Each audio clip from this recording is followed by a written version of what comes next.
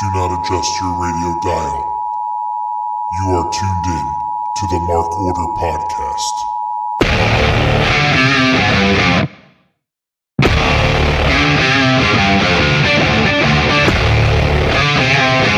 Join the Mark Order.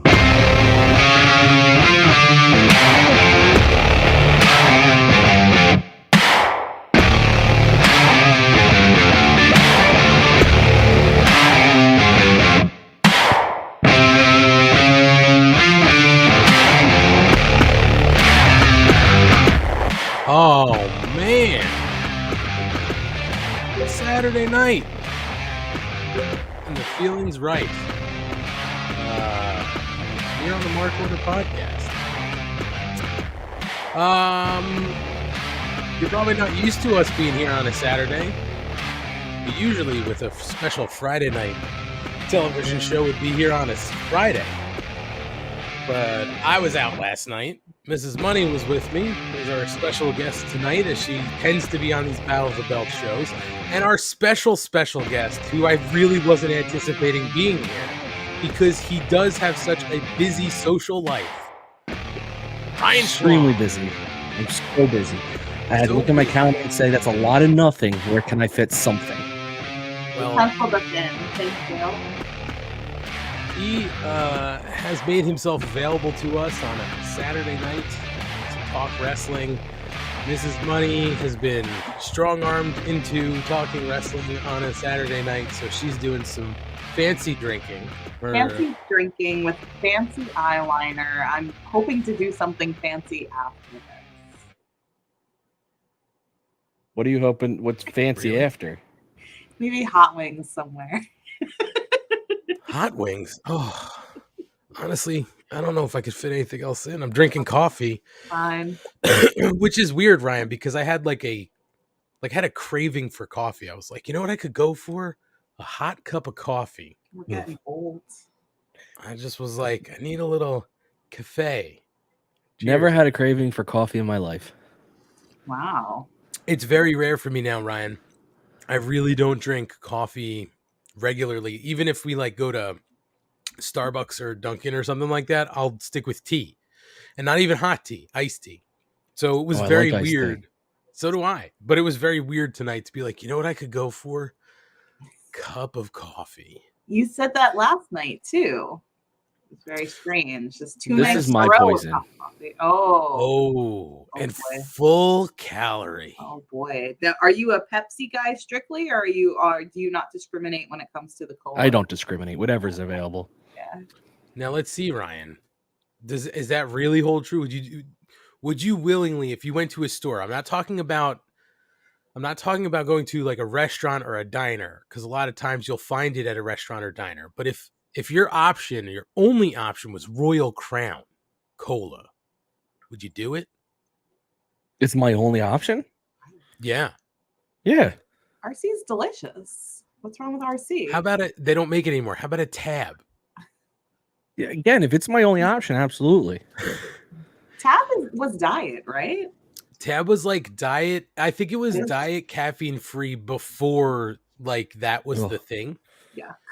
I'll say this: my Nana it used to only be in her house caffeine free Diet Coke. What's the point? Drink You- water. You got absolutely nothing out of that beverage besides just sweet, water. bubbly water. Not even sweet. It's brown bubbles. It's true. Growing up, my dad loved Diet Coke, and it'd be warm. But because you would think, yes, that's how I'd feel. Except sometimes when you get in after like a soccer or basketball practice, it was literally the only thing to drink. So now I kind of have an affinity for, I don't do it often, but I could chug a warm Diet Cola and not think twice about it. I mean, I've been there before. I've certainly, shotgun a warm Diet Coke or something like that. But that's also the weird thing is that in my house too, growing up, we didn't have a whole lot of soda, but when we became of the age to have soda sort of regularly, if it was our choice, my mom would not fucking refrigerate anything. She still doesn't. Still doesn't, It's except gross. for the Brita filter. And Put so them more like, on notice. yeah, if it was Coke or Sprite, didn't matter, Ryan. Oh. It was always a bottle, a 2 liter, Mhm. stayed on the counter. So within 2 days, it's flat. Yeah, so I got lucky. While my dad drank warm soda, my mom won't drink anything like that warm. So it was always in the fridge growing up. That's I good. I prefer cold, but if there is no option, like if I need something to if I wanted something to drink, it would generally be like, whatever.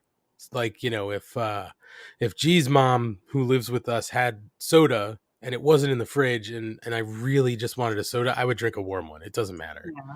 But now I don't really drink any of it, Ryan. I had that was my special carbonated beverage. I didn't say it. That was my special carbonated beverage on New Year's Eve because I haven't really drank any alcohol since I had my surgery. I'm sort of afraid to because they made it seem like half a beer will fuck you up beyond repair. So like I haven't tried anything, but my special drink on New Year's Eve was an ice cold 20-ounce Sprite Zero. I love that you had to have the zero.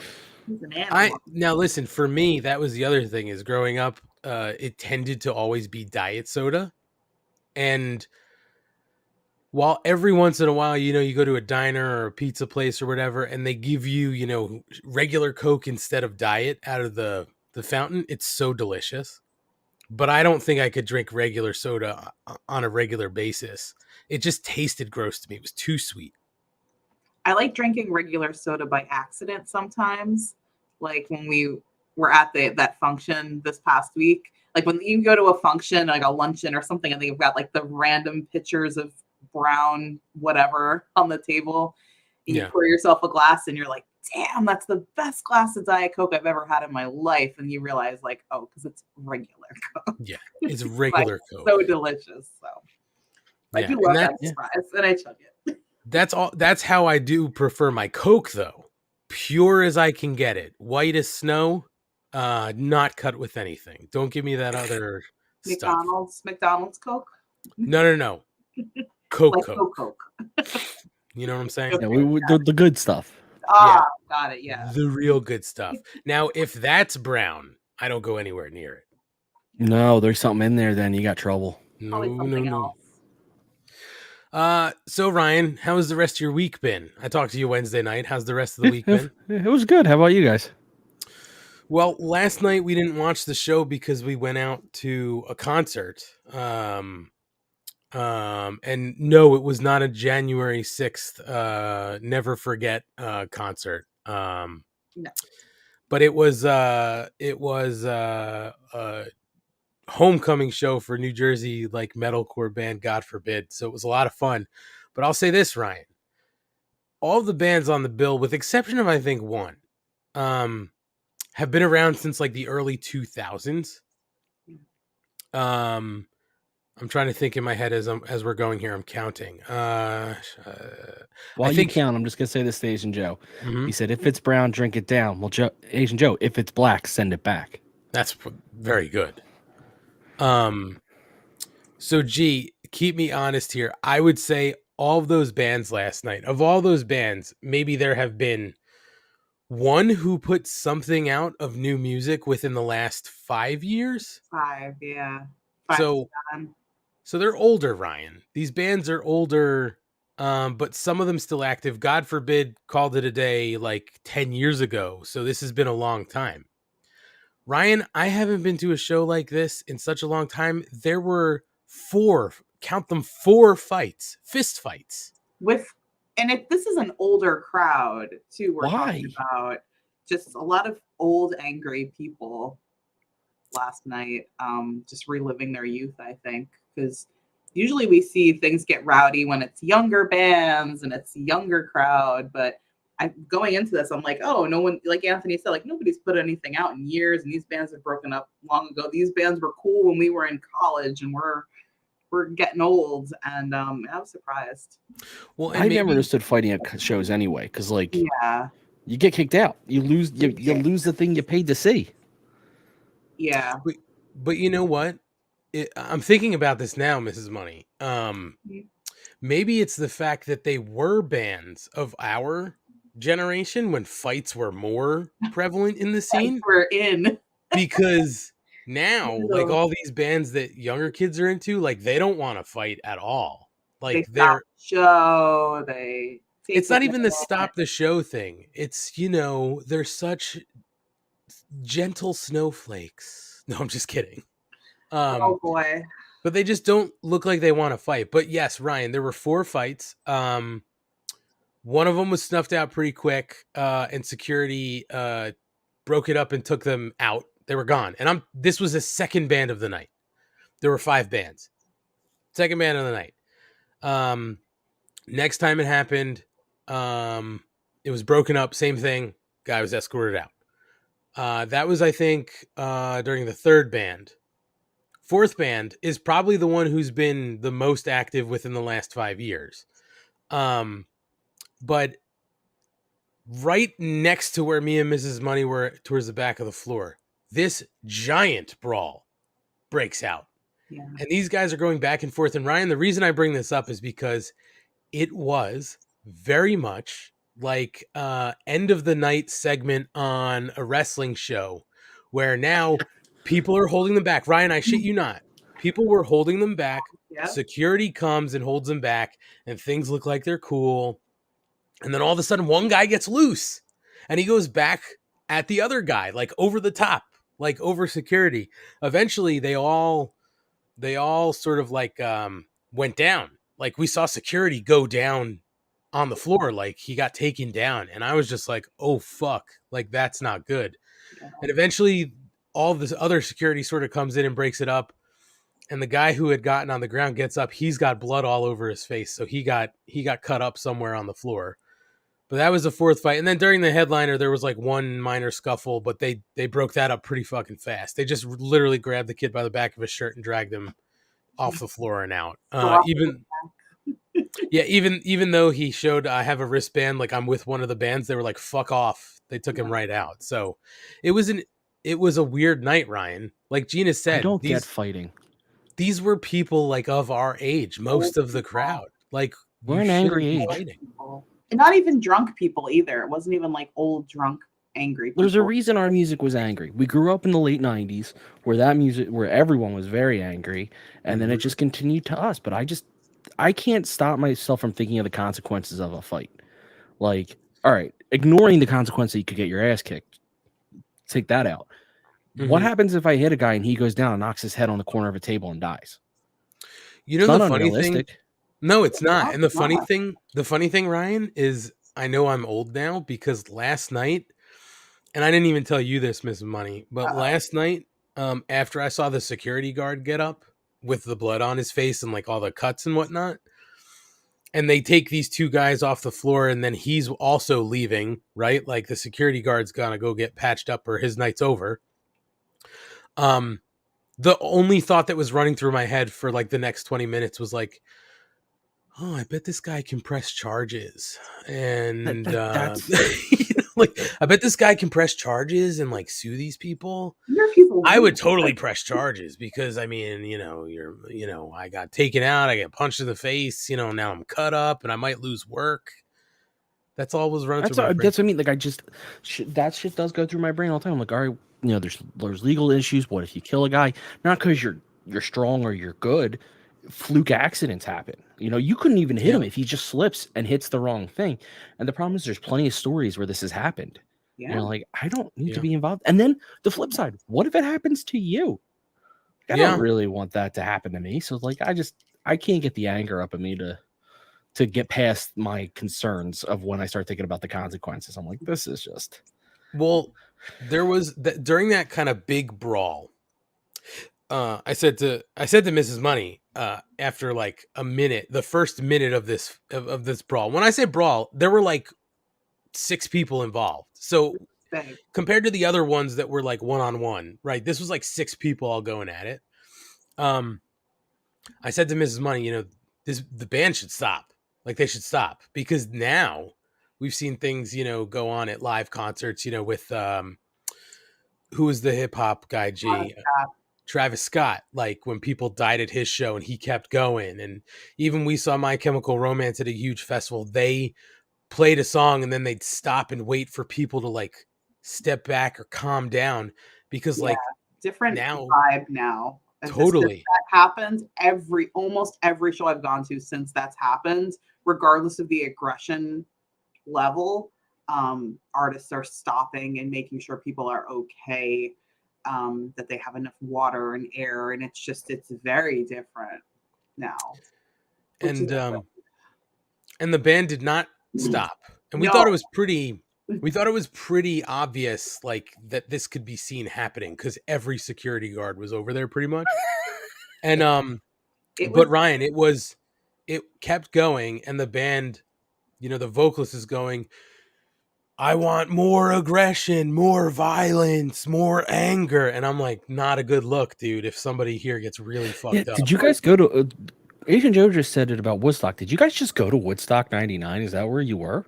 Because no. This is kind of what it sounds like. Not even close, but it's unfortunately. Right, it's the style of music that we like. It's I know you guys heavy like metal, and listen, as much of that stuff that gets said during the performance, like between songs, usually it's like, are we all good out there? Everybody take care of each other, pick them up if they fall down, blah blah blah. But then you go into the set and it's like, fuck him in the face.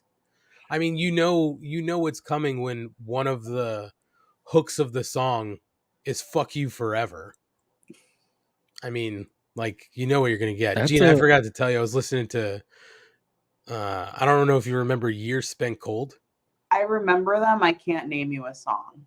Ryan, I think they were down in your neck of the woods. Maybe not as far south, but they were like a early to mid to late aughts, like hardcore sort of band. And Gina, I totally forgot until I was listening to them at the gym today that at the end of one of the songs, when they do gang vocals and stuff like that and a lot of that hardcore stuff, one of the gang vocals was, I think, how does it taste, you dick-eating dirtbag?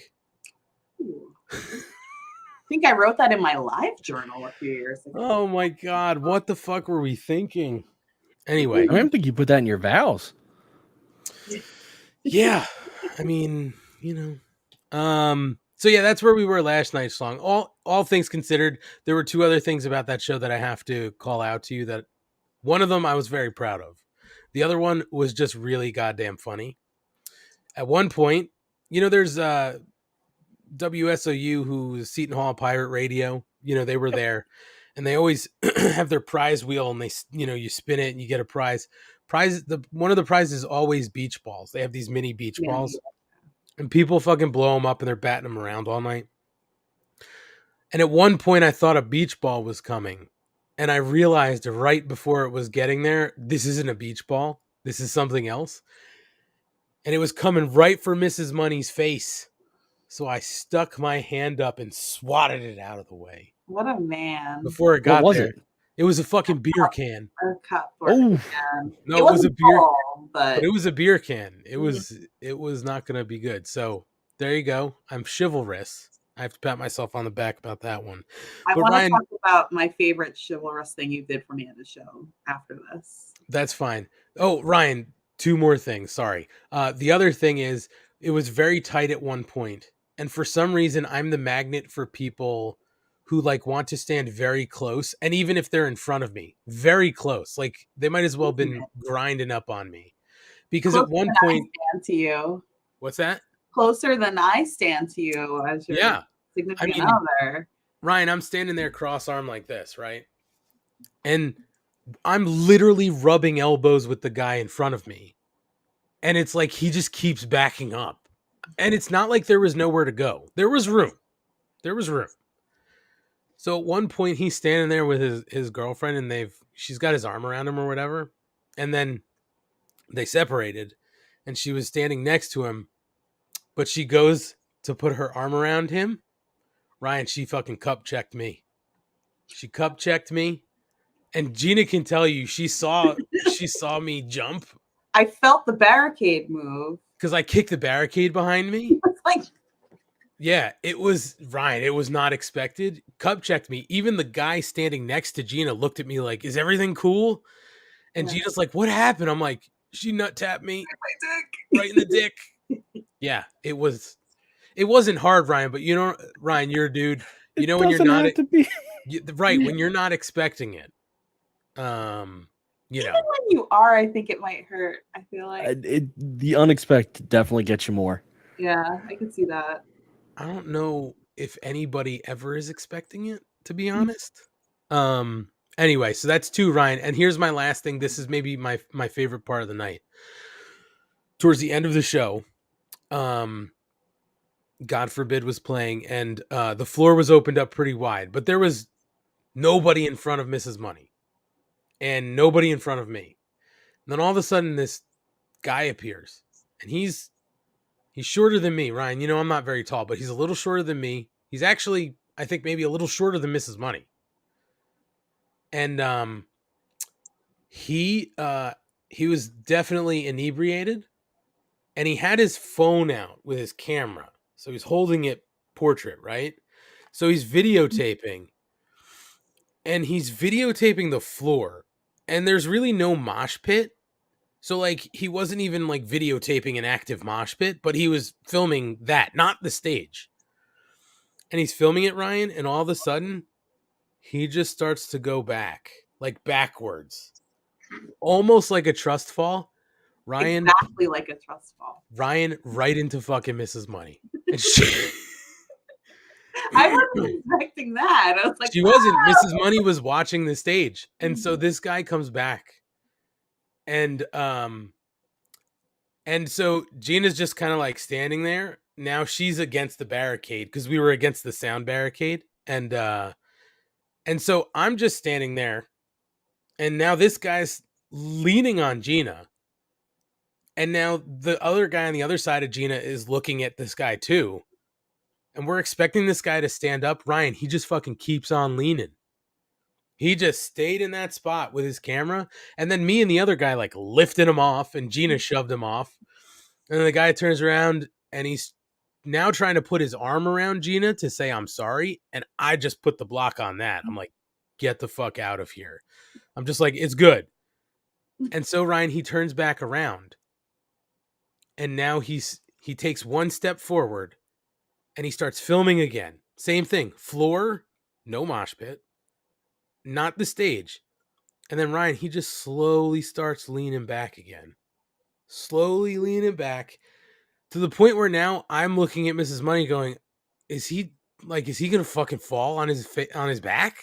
And so I put my hand out to stop him from fucking falling. We were dying. And this guy just turns around. He goes, "Thanks, man. Thanks." And then some of his buddy or whoever came over was like, "Let's fucking go." And then this guy started to walk away, almost like he rode a horse bareback, maybe for like 3 miles, right? So he's bow-legged and like taking really short steps. So he either was riding a horse bareback cross country, he shit his pants, or I think that's what happened. he very well could have. It stunk in that room. People, there himself. actually was a chant. Somebody started yelling, saying, "You fucking snowflakes need to wear deodorant." And they started to chant, "What do we want? Deodorant. When do we want it now?" chant. I think he shit himself. I think the guy shit himself. But that's what we spent our last night doing, Ryan. That's why we didn't watch Battle of the Belts or Rampage in real time. So that's why we want to talk about it now. That's really why we're here on a Saturday night. You had an interesting Friday night. It was interesting. It was fucking weird. Can I share my chivalry story real quick? It Ooh, wasn't go him ahead. saving you from the lean? No. Well, many years ago, dear sweet Mr. Money and I went to a show in New York at a place called the Gramercy Theater. Smaller venue, like a standing room only, but they've got seats in the back. The venue is kind of strange in that the floor is at a 45-degree angle, so it's ever so slightly angled. And it's very slick when it gets misty and wet in there, which is pretty frequent for the shows we go to. People sweat, people spit, whatever. It gets wet very quick. So the floor it's a little treacherous. We were there seeing this opening band called Revocation. and this guy just kept like flailing into me for some reason. He was like the only guy throwing down and just kept coming over to me. And like, I'm used to it, like, being at shows and like, whatever. But like after the third or fourth time, I think Mr. Money had enough. And just the next time he came over, I just gave him a great big shove down. Ryan, I fucking wound up because I saw him coming for Gina. It was almost like, honestly, Ryan, he was targeting her, and we were in the back of the. We were in the back. Yeah. So as he's coming across the floor this time, I fucking literally step back and wind up. Go ahead, Mrs. Money. And you gave him just a shove, but I still see him in my mind sliding down this angled, wet floor, just like. Ryan, it was like in the cartoons when they hit ice and their like legs are flailing in their arms. That's what it was like. He fucking went down hard. Did he come back? No, he did not. He didn't come back again. So I don't get the mosh pit stuff. I'm gonna be honest with you. Those days are over for me, dude. I'm too old for it. And one time, I don't know if I told this story here. Mrs. Money knows this story. One time, I was seeing Hatebreed, and I was at the same venue we were last night, and it's not like a basement. It's a legit venue, but what's that? At Starland? Yeah, it's Starland. Yeah. I don't remember. We were in college. We weren't even dating, and I don't even think we knew each other at the time, G. So that gives you that it was either between freshman and junior year, or freshman and like sophomore year, right? Before we were 21. Yeah. So I was in the pit, Ryan, and Hatebreed's pits were, I don't know if they still are, pretty fucking tough. And I was all good. And then all of a sudden I fucking turned around and I caught a fist square in the middle of my fucking face. And I don't even know if I was with anybody. I might have been with my brother or something like that. Maybe I wasn't, but I might have been with somebody or whatever, but I fucking just was like, oh shit. And I went to the bathroom and I thought my nose was broke. And I went to the bathroom, nose was bleeding a little bit, but it stopped. So I was like, good, it's not broken. It looks fine. It feels fine. So that was it. Like that night I was like, okay, that was it. But I knew that was truly it, Ryan. At the time, my girlfriend at the time, I went to her house afterwards and spent the night. So it was pretty late when I got there. So we went to bed.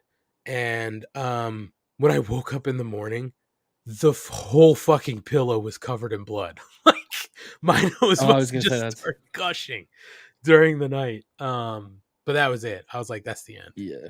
No more. See, my whole thing is, guy hits me in the face. I know he doesn't mean it, but I'm going to get mad. So like, I just can't, I couldn't do it. Yeah. I mean, Mrs. Money could tell you there have been maybe like 2 times that since we were dating and, since where maybe I've gone onto the floor or like rushed the stage for something. And that's really it. Like something's got to hit me the right way to do that, but I'm never going in and throwing fists. That shit's done.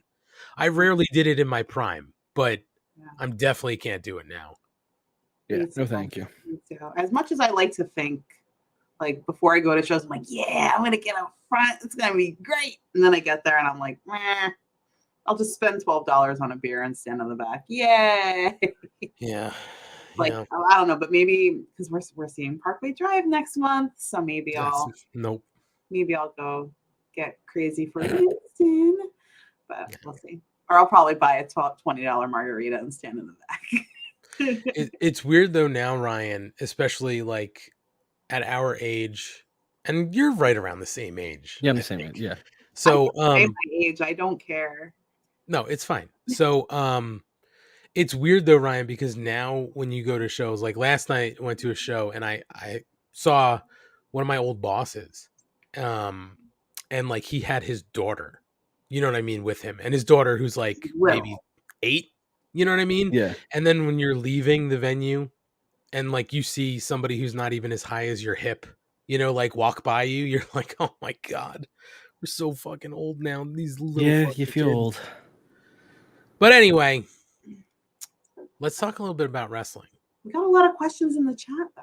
Oh, like what? What do you see? Who do you want to go to first? Well, Eric said that we've been together since we were 21, and we have not. We've been together since we were 24, going on 25.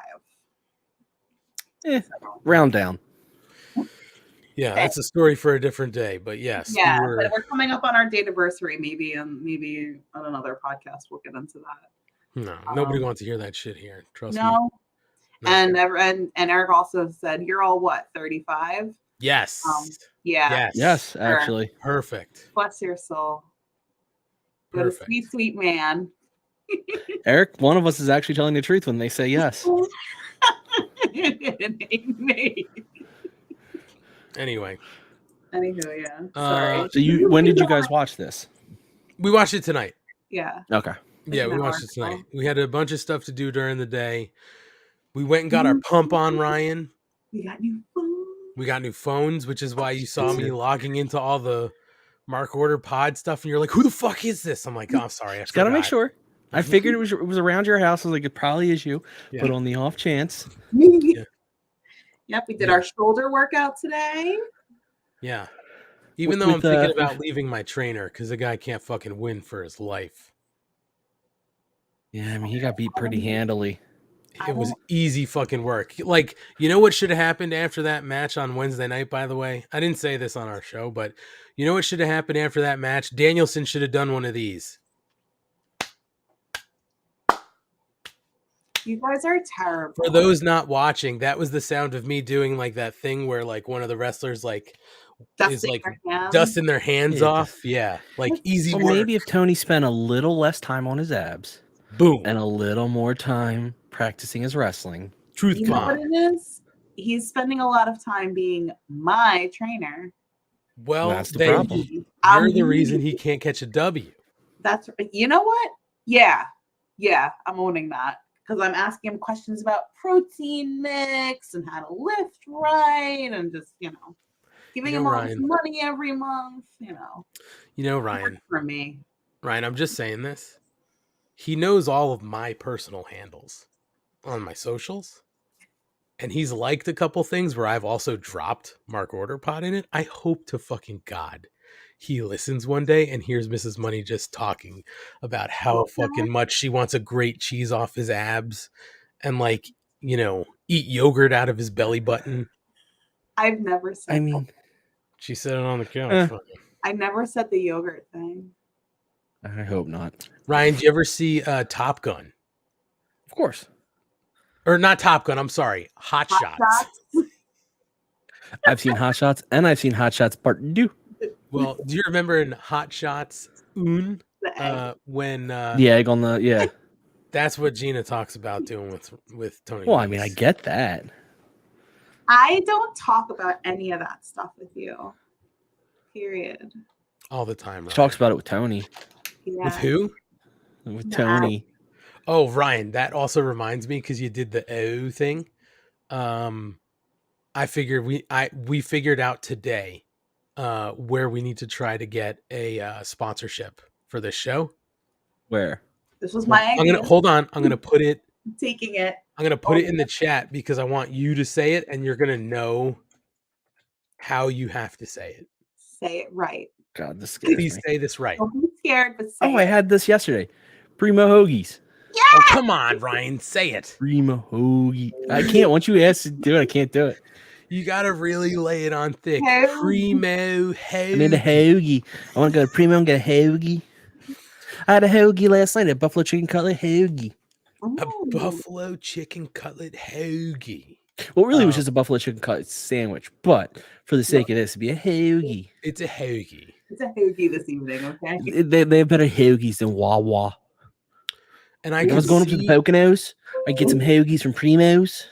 And then on the way home. You're good, Ryan, because I was just gonna say I envision the copy including a lot of those Pennsylvania long O words, like you said. Anytime I go to the Poconos, I have to stop and get some Primo hoagies, because if there's anything I want more than an Eagles win, more than then on the way back, I get another Primo hoagie and I get some water ice, and I come home.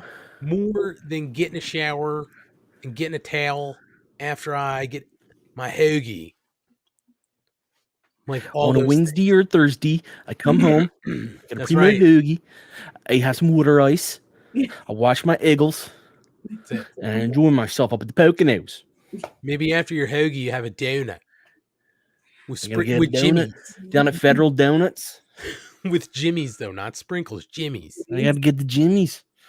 Oh my god, we're going so inside anybody out I there. only, luckily for listen, I don't like my accent. I don't love my accent, but I I love really only it. do the O sound.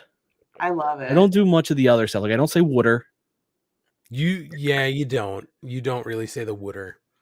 I don't do the D. Like I don't do Wednesday, Thursday, Friday. I go Friday, Saturday. Like I say those words right. But that D. We're gonna get into wrestling, people. By the way, I promise you. I do have to reboot my computer. I'm getting an alert. What? Say later. Yeah, just I can't. I have 20. I have 30. I have 30 minutes to do it. So I can either do it now or I can wait till later. do it now. All right. Bye, guys. We'll see you in a minute, Mrs. See ya. Money. All right. Don't say mean stuff. We're about gonna me. talk so much shit. Go ahead. Humanity. So much trash. Don't Hurry say up, mean please. things We have to about talk me. shit about you. Please No, hurry. Please don't. That's not Please nice. just reboot. All right. Well, I mean, I'm waiting for the computer to shut down, so it's just. Oh gonna, boy. you You're know. just gonna If cut you keep off in the talking, middle. It'll just like shut down in the middle. Of yeah. Oh boy. There There she goes the goes. light. I'm just gonna remove For her. according to Post, for us it's soda. It's soda. Soda. Give me a soda. Have the hoagie up at the Poconos. Get some Wawa. A little bit of water ice. A water ice, yes, a soft pretzel. Water. Off pretzel from the Philly Pretzel Factory. Get some donuts from the Federal Donuts. You don't, but the D thing, this is what we were doing before Mrs. Money had to drop off. The D thing, I feel like, is an old Philly thing. That's It not is, like, but I don't. So there's two things. I don't do the D. right? I don't do Oh, the you water. do the D. Well, yeah, but differently. I don't do the D thing. I don't do the water. I don't say Acme instead of Acme because that's a Philly thing, apparently. The only thing I really do is pronounce my O's. I can't. If I could get rid of the O's, I'd be okay. I'm trying to think of if you have any other like Philly-ism where you say get a shower instead of like Get. do you get or take a shower? I think I do both. Because when I was in college, I went with a lot of Philly kids. We were up in the Poconos, but I went with a lot of kids from Philly. Yeah, Scranton gets a lot of those. Every single fucking one says get a shower. I'm gonna get a shower. I'm like, what the fuck does that mean? I think I do both. I'm gonna get a shower. Yeah, I definitally say that. But I also say take both. a shower. I think I switch that in, like either way. In and out, interchangeably. Yeah. Trying to think I don't say Eagles. I say Eagles. Are you an Eagles fan? I am an Eagles fan. I am. I don't say John. Come on, everybody says John. I don't say John. That's where the Jersey side of me loses it because I'm Jersey, not Philly. And John is really a South Philly thing. Like I've always known what John is. Right. Yeah, I knew about John a long time ago because of all the Philly kids. And they would just be like, yo, look at that John. And I'm like, what the fuck? And they explained it in such a weird way. And I was like, oh, a John is just anything. John is Smurf. What? You know how like the Smurfs for Smurf just use Smurf for everything? But why don't... Okay, that's what John is. But the funniest thing, Ryan, is you just explained it like how somebody explained it to me years ago. Like to me, the clearest thing you could say about it is just, we just use John as a term for anything. Yeah, like Smurfs use Smurf. Sure. But like when the person explained it to me, they were like, yeah, like a John is like a cup of coffee or a slice of pizza or my homework. Or I'm like, I don't understand what you're talking about. They were like, it could be, like these headphones or like a CD or my PlayStation. I'm like, none of this makes sense. And then they said something where I was like, do you just mean it's a term you just put in place of all these things, anything? And they were like, yeah. I was like, well, what the fuck? Just say that. That's why I say it's like the Smurfs use Smurf. We use John. I think the one that I'm here most frequently though is Up in This John. Yeah, that is probably the most frequent use. I don't do the rest of it. I don't think like I said, just the O's. I can't get rid of them. No, you definitely can't get rid of the O's. Get your O face. The O's are mine forever. But I can't do accents, so that's part of the problem. Is like I can't change my voice. No, you can't. You've tried to do that upstate New York accent. Like I can't. I could do Valley Girl. It's about the only accent I can do. Even your Valley Girl, you could do it for like. Oh my god! Really? You're gonna say that I can't do Valley Girl? But it lasts for like. Oh no, it's because I just don't have it in me to do it. I just don't have it. When Rate the Mid showed up, that accent lasted for like a minute and a half, and then you just left the wig on.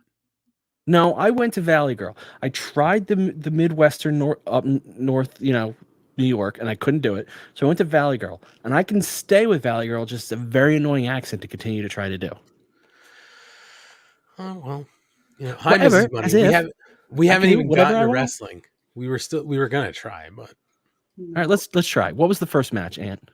So Ryan, let's talk about Rampage 2, right? Because it went right one into the other. So we're just gonna sort of go through the Rampage Battle of the Belts. Where the fuck did she go? Anyway, we're just gonna go. So Schlong, they led off Rampage with the Blackpool Combat Club and Top Flight. Which boy, like after the Mox Claudio version of that match, I really had high hopes for this one since it was Mox and Danielson versus Top Flight. I was like, it's gonna be hard to top, the Claudio match, but god damn, was this match awesome. From the opening moment where Mox was just getting into the ringside area and Dante Martin comes flying out towards him. And then they catch Danielson as he's coming through the middle of the ropes. Just set the tone for the match. The Combat Club won over Top Flight. I don't think anybody would have expected differently, but goddamn Schlong, what a fucking match. Yeah, I like the way they started because it was a callback to the match against Claudio and Mox where Mox and Claudio kind of got set up and blocked the dive out of the ring. So this time, Top Flight learned, go quick, hit them quickly, and it just was awesome. So no, this match was one hell of a way to start off our 2 hours. I had to the what did they say on commentary? He stomped him flaccid, I believe one of the guys said. I think you're right. That had me laughing for so long. It's a good word. I mean, we're not sponsored by any of the dick pill companies, but if we were, we had a segue. That was the spot. Yeah, that was it. That was an awesome match, and the way it ended too was Danielson stomping Darius's head in, and then basically putting him in, stretching him. Stomped him flaccid. That's right, but then he put the hold on him. He stretched him out, and he didn't need to. He was already fucking out. The referee was just like, "That's it." Angry Danielson is one of my favorite things. Yeah.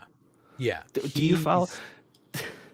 If you were watching live, there was a tweet sent out about a little bit in the beginning of this match from Doc Mueller, who sometimes is in our chat. He's not tonight, which is, did anyone else just get distracted?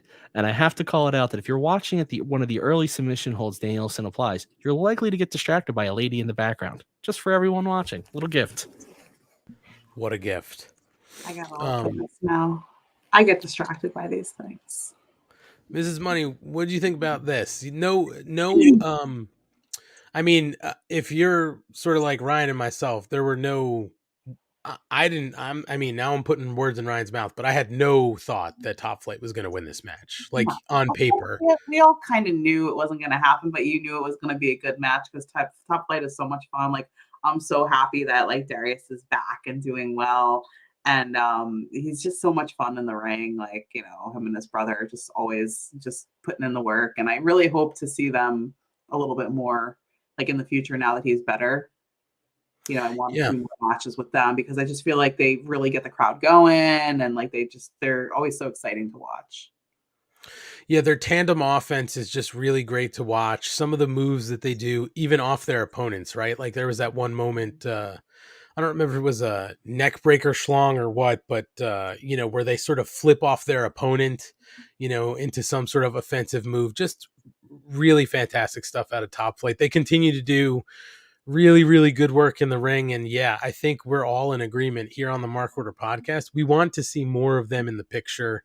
And I think we will get there. I think we have to clear the air a little bit in that tag division, but I think they'll get there.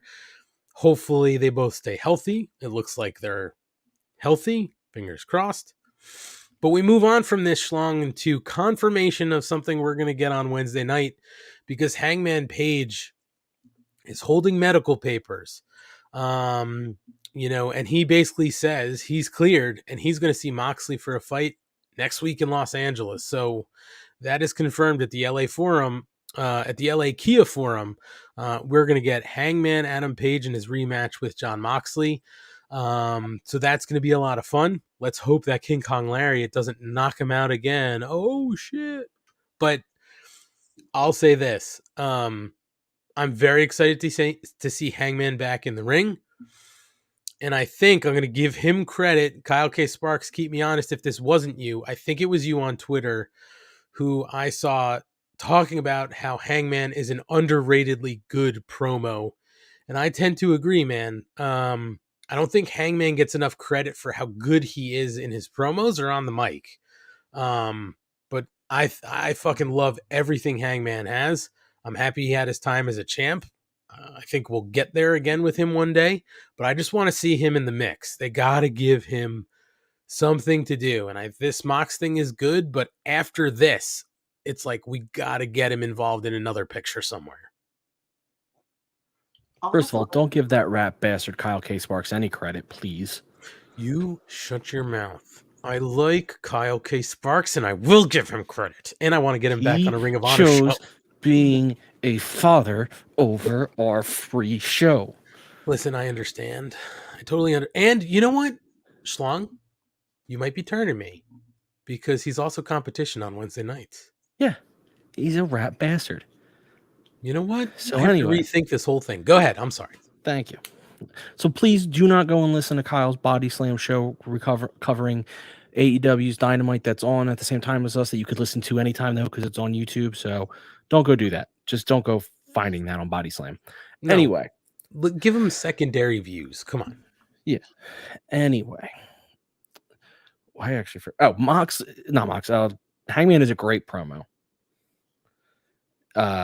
He always delivers like at least one line in every promo that people talk about. Like, from Wednesday, put your dick in the dirt. Like there's always one line in every promo, but sometimes I forget that he is like one of their most over stars, which is weird, but like he always gets a reaction. And I think people forget that sometimes. Like he is as big as anyone. So I am so pumped for this match. And Mrs. Money, I mean, we saw that first match where he got knocked the fuck out. So, I mean, for you, and you watch regularly with me, but I'm going to call you the casual viewer because I'm way more like, engaged with it than you tend to be. Does this rematch excite you? I would not call myself the casual viewer. I call myself the shallow viewer because I don't get really deep and meaningful with my commentary and with any of this as much as I'd like to. Like I don't remember things that happen week by week like you do, and so I feel like I'm very shallow with it. But just going back to what you were saying about the promos that Hangman cuts, I'm gonna have to go back and listen to them because his outfits are always very distracting for me. That's what gets me is like his bedazzled jeans and tight t-shirts. I'm like, pondering all of that while he's spitting a promo, and I don't even have a chance to really listen and digest it. So I should probably go back and appreciate his mic work a little bit more. So let's get shallow for a second. Schlong, you've been part of the text chains where I've let you guys know about the B squad of boyfriends or possible boyfriends in the B faction for Mrs. Money. He's not even close. I was just gonna say, where does Hangman fall into anything? No. Whoa! Next, please. I don't know how Hangman doesn't fall into that. No. He's a cowboy. He's in Boom. touch with his feelings. I Boom. mean, I've got enough feelings for anyone in that locker room. I don't need any more feelings. I think even without the feelings, I think Cowboy would be top my one towards the top. I mean, a cowboy. I don't know. It's just I've got strange tastes in men. Anthony can tell you. Mm-hmm. I don't know how I fit into the picture, Schlong. I ask myself that question every day. You are nothing like most of the guys she's described right now. The ones in wrestling, yes, Schlong, but outside of wrestling too. When I look at some of the gentlemen who Mrs. Money is into in the music industry, in her her dating history, and I'm not bringing anybody up, but like in Schlong, I'm nothing. I am not. I am the outlier. I don't know how it happened. But that's why it works. Boom. See that, folks? Just be the outlier. It eventually works out. 14 years coming up. So Boom. there you go. Let's move along. I'm going to take that. Let's move along to our next match of the night. Schlong and Mrs. Money. Perro Peligroso. Or I don't like that name. Can I say that? It's Preston Vance. I'm sorry. It is Preston Vance. Because I remember seeing the card originally with the Peligroso name, and then like 5 minutes later it changed to Preston Vance. I'm like, yeah, because everyone was like, who the fuck is this guy? Right. So anyway, he fought Sonico, and that was a pretty much a squash match. The big news is that he went super heel and decided to tear off Sonico's mask after the match. The crowd booed him heavily. And that's what they're going for. I mean, Schlong, they have to build him as a super heel here because he turned his back on the Dark Order. And, he did the same thing to Evil Uno. Now he's doing it to this local talent, Sonico. And he talks shit on little kids. So, I mean, he's doing all the heel shit you could ask. Fuck Preston Vance. Boom. That's all Ryan has to say. Do not break up the Dark Order. Dark Order. He's through trying to break up the Mark Order by taking all the orders out. Wow. And I just don't approve of him. Now, I'm going to throw it here first, and maybe this is going to be a thread of the night, Schlong. Mrs. Money, Perro Peligroso. Does he fall onto your list? He's on the C squad. Hot body face is kind of like, all right. Schlong. See, I think he's very attractive. It's not that he's ugly. It's just, I really don't get your taste. Schlong, how does that make you feel? Because for me, I find it weird too. Like, Hangman doesn't even make the Z squad, but Perro Peligroso is in third tier. Perro, who when he finally stopped going without the mask, everybody's like, wow, he's really attractive. And she's like, yeah, no, he's C squad at best. He's okay. Crazy. There's not a lot to discuss in this match. It really was a straight squash. But I will say our son was mortified about him ripping off Sonico's mask. Yeah, it's 5-year-old son was like, oh, about it. So, what was Mrs. Money? What did he say? Because he did make sure to tell both of us, Schlong, if he fought Preston Vance because he ripped that guy's mask off. Mrs. Money, do you remember what he said he would do? I don't remember. He said, I'd punch him right in the face. Good for him. He knows what to do. He said, I'd punch him right in the face. He's mean. Well, first you do the Danhausen and go to the groin, and then when he goes low, you hit him in the face. He wants to, when he grows up, mark our words here, mark my words here. He says when he grows up and becomes a wrestler, he wants to face Brody King. He did say that.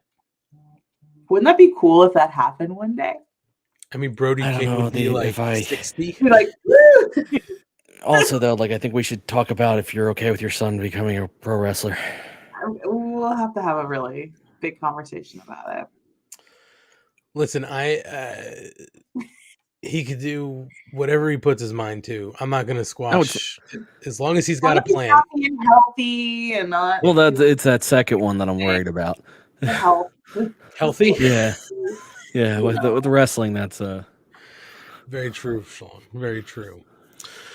Moving along on the Rampage part of the programming last night, they did have a video of Mike Bennett and the Kingdom confronting Darby Allin after he won the TNT title on Dynamite, which set up the Open Challenge main event. So we got a Mark Henry interview, of course, and then it was time for the main event. Darby Allin versus Mike Bennett with the Kingdom in tow. And holy shit, for a match you didn't know you were going to get, this was a fucking banger, man. I mean, listen, Mike Bennett's awesome. Darby's awesome. And Darby, who really hasn't been on television a lot, right? He had spent some time away. Comes back, wins the TNT title. He winds up defeating Mike Bennett. Of course, I don't think anybody thought he was going to drop that title that fast, but Schlong, he is so fucking over. It's incredible. Like, that crowd was so hot for Darby. It's Well, I mean, in fairness, he does have a bit of the home. Like, I know Seattle's his home, but that was the first place he wrestled. So, like, he does have a little bit of that, like, home ice advantage. But he's still, I mean, he's over everywhere. When we've gone to see him, when we've gone to shows, even here on the East Coast, he's over as shit. I think they're doing a good job letting him have some just purely singles matches. I mean, obviously, he has a title, so he has to, but kind of rebuild him a little bit. Like, I loved everything he did with Sting, but it kind of became like, who was Darby? Like, reestablish him a little bit of like, Darby is a really good pro wrestler when they let him be. Yeah, and Mike Bennett is fucking incredible. Yeah. And you know what I've sort of like, I mean, obviously, Wednesday night's match, with the size differential, Darby had to fight a little bit from underneath, right? But it wasn't the whole match, and then he stole the win. This match clearly, was better from a size standpoint. They were way evenly matched. Darby was not fighting from underneath this whole match. I mean, it was very even, and I like that, and I want to see that continue, because I think that was one of our criticisms in the past, Schlong, was where it felt like Darby went on this whole stretch, not for his whole reign as a TNT title holder the first time around, but he did go on a very long stretch where he was fighting from underneath and like almost stealing wins, not in a cheap way, but he was rolling guys up and sort of coming away with sneaky wins. So I hope that they don't do that during this stretch run. No, the best Darby is the Darby that uses his body to hurt his opponent to the point where his opponent can't wrestle. It's not, because I tell you the truth, I know the sneaky guy is more Orange Cassidy. Like, that has been his thing, where like he hangs in there until he can sneak his win in. That's not who's supposed to be. Darby's supposed to be. Darby's supposed to be the guy who uses his body to hurt you until you can't keep going, and because he can deal with all the pain in the world, he can. Like, that's who his character is supposed to be. So it's very annoying when they go away from that, because it's less interesting to have him be a eke one out type wrestler. Right, for sure. And it's worth at least noting too, we'll get your thoughts on this, Mrs. Money, but it is worth too, Asian Joe did say big respect for Bennett with the team strife on his wrist, paying respect to an Omaha area indie wrestling star and promoter who passed away recently from cancer at 37. I did read about that and what Mike Bennett did last night, which is pretty awesome. So that was a nice little touch out of Mike Bennett. Mrs. Money, we're going to go to you for a few things. One, what'd you think of the match? But two, I'd like your ranking system here on all involved: Darby, Bennett, and Taven. Bennett and Taven. They're not ready for the C team yet. I mean, maybe someday they'll get there. But Darby is more like an ex-boyfriend. He reminds me of like the type of guy I was into when I was like 15. And I'm Schlong, that's why I'm saying I don't know where I fit in. And you now have to paint half your face. 15, okay? I'm not as into the amazing. Who you were into at 15 is who you're into now. Well, I mean, not really. I mean, I still have some skinny boys that I love, but like, I don't know, my tastes have changed. Asian Joe does say Mrs. Money's rankings greater than AEW rankings. Thank you, Joe. Thank you. And more frequent at this point. Yeah, they're honest. On the nose, yeah. But no, fun match per usual. I enjoy watching Darby. He's wild. He's wild and Yeah, crazy. you But do. it's not in a sexy way. I just like his leggings. I think that's fun that he wrestles in leggings and booty shorts. I think that's amazing, and more men should do that and embrace that. No, Yeah, that's not true at all. please. That's a highly inaccurate statement. Oh, I think it should be embraced more. But I enjoy watching him because he's it reminds his style sometimes reminds me. It's like when you would watch Jackass, like how wild and crazy those guys would get just being stupid, but like his matches don't get stupid like that. Like they're really, I don't know. I take him very seriously. I don't look at him as like a Johnny Knoxville type. You know what I mean? Mm-hmm. I don't know if any of that made sense, but It totally made sense. it's not like a gimmick to me. It doesn't feel like comical and No, he's yeah. I mean, I appreciate that. yeah, and it sort of goes hand in hand with what Schlong was saying. Like that's Darby's wrestling sort of persona, right? He just does, his body's a weapon and he doesn't give a fuck. He doesn't give a shit. He could be, he could be just like the rib cage that he is, or he could gain like 3,000 pounds. It's just, he is who he is, I like that. I will say this. I'd like to ask Schlong, maybe this will be interest of you. Mrs. Money, where does Maria Kanellis fall into your rankings? Oh, I would marry her. She's so pretty. She's gorgeous. Maybe listen, our son loves her. She is a Mary on the MFK scale. For sure. Anthony, we were flipping through the WWE library on Peacock because I'm a Tony Nese perv. If you didn't know that already. So I was looking through 205 Live and there was like, they're like thumbnails of like the episodes as you're scrolling through. And there was one with Maria Kanellis with her like long, gorgeous red hair. And Anthony was like, I want to watch that one. Not me, baby. Yeah, my son, That's son. amazing. I want to watch that one, the girl with the red hair. And he was like, ooh, I've got a crush. Like, I'm in love with her. And I'm like, yeah, everybody is funny. Like, take a number. And it was funny, Schlong, because when she came on TV tonight, Mrs. Money goes to him, your girlfriend, and he's sitting on the couch, and he's like, she's not my girlfriend. Like, and he's like smiling and stuff. Oh, he's so smitten. I love that he gets smitten with certain women. It's really funny. Yeah. Very silly. He was like, no, I don't have a crush on anyone. He's like playing his Nintendo Switch, like, no. But yeah, he loves her. And then if anyone saw Rampage, you saw the outfit that she came out in, this like bedazzled like cat suit thing. I was like, what do you think if mommy wore that? Would that be cool or corny? And he was like, oh.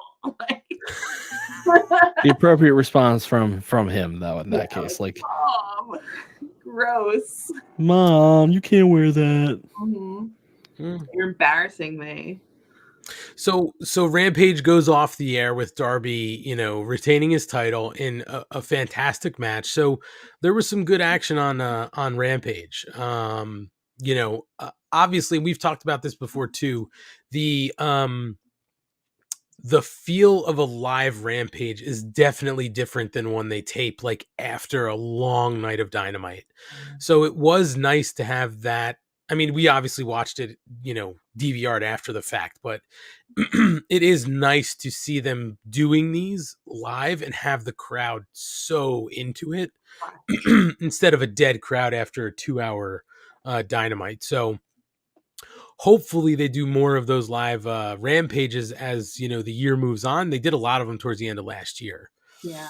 But they did go straight into Battle of the Belts 5 after Rampage, and we're going to talk about that in just a second, but I do want to remind everybody listening out there of a couple things.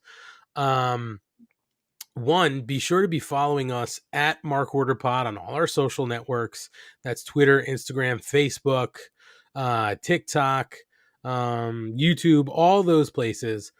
And if you do follow us on one, you can click the link tree in our bio to find all of our other social channels.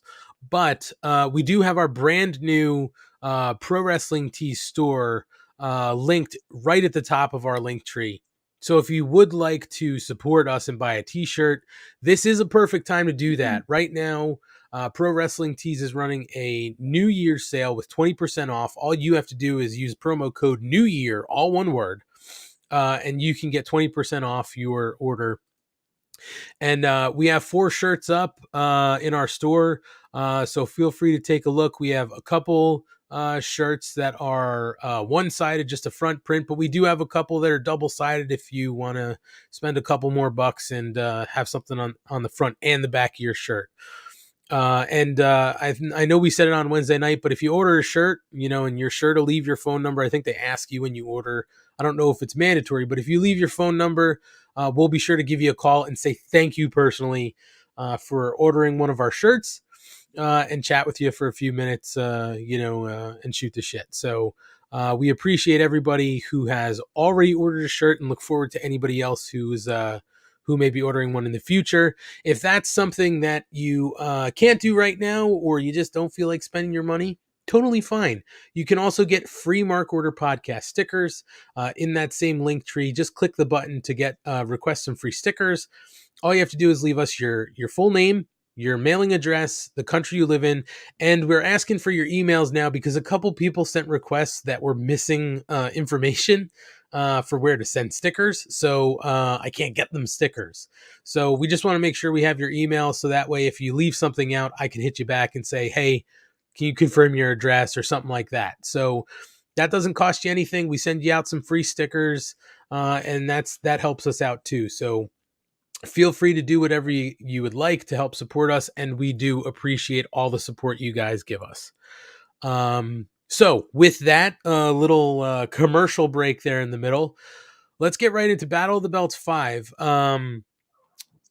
This is the 5th installment of Battle of the Belts. I want to talk about a couple of things here. We'll obviously talk about the matches, but before we even get into this, I'm going to pitch it to you, Schlong and Mrs. Money, both. It's the same question. Why don't they seem to give a shit about this show? And what I mean by that is, why don't they give a shit to think about this show more than a week before it happens and promote it longer than a week before it happens? I just don't understand. They know that they have these on the calendar. This was part of the TV contract. What the fuck? I just don't understand. Schlong, I'll throw it to you first. What the fuck? I think it has to do with where they air. It's either Saturday nights or 11 o'clock on a Friday. So I think since they get terrible air times, which is fine, I don't think AEW's complaining, but I think since you're not going to drive a heavy audience no matter what, you're not going to spend a lot of time promoting this because you're just not going to get a lot out of it. It just seems crazy. They just don't seem to really give a fuck about this. And this is something that you could use to, get some possible viewers. It's just crazy. Mrs. Money, your thoughts? It just feels lazy to me.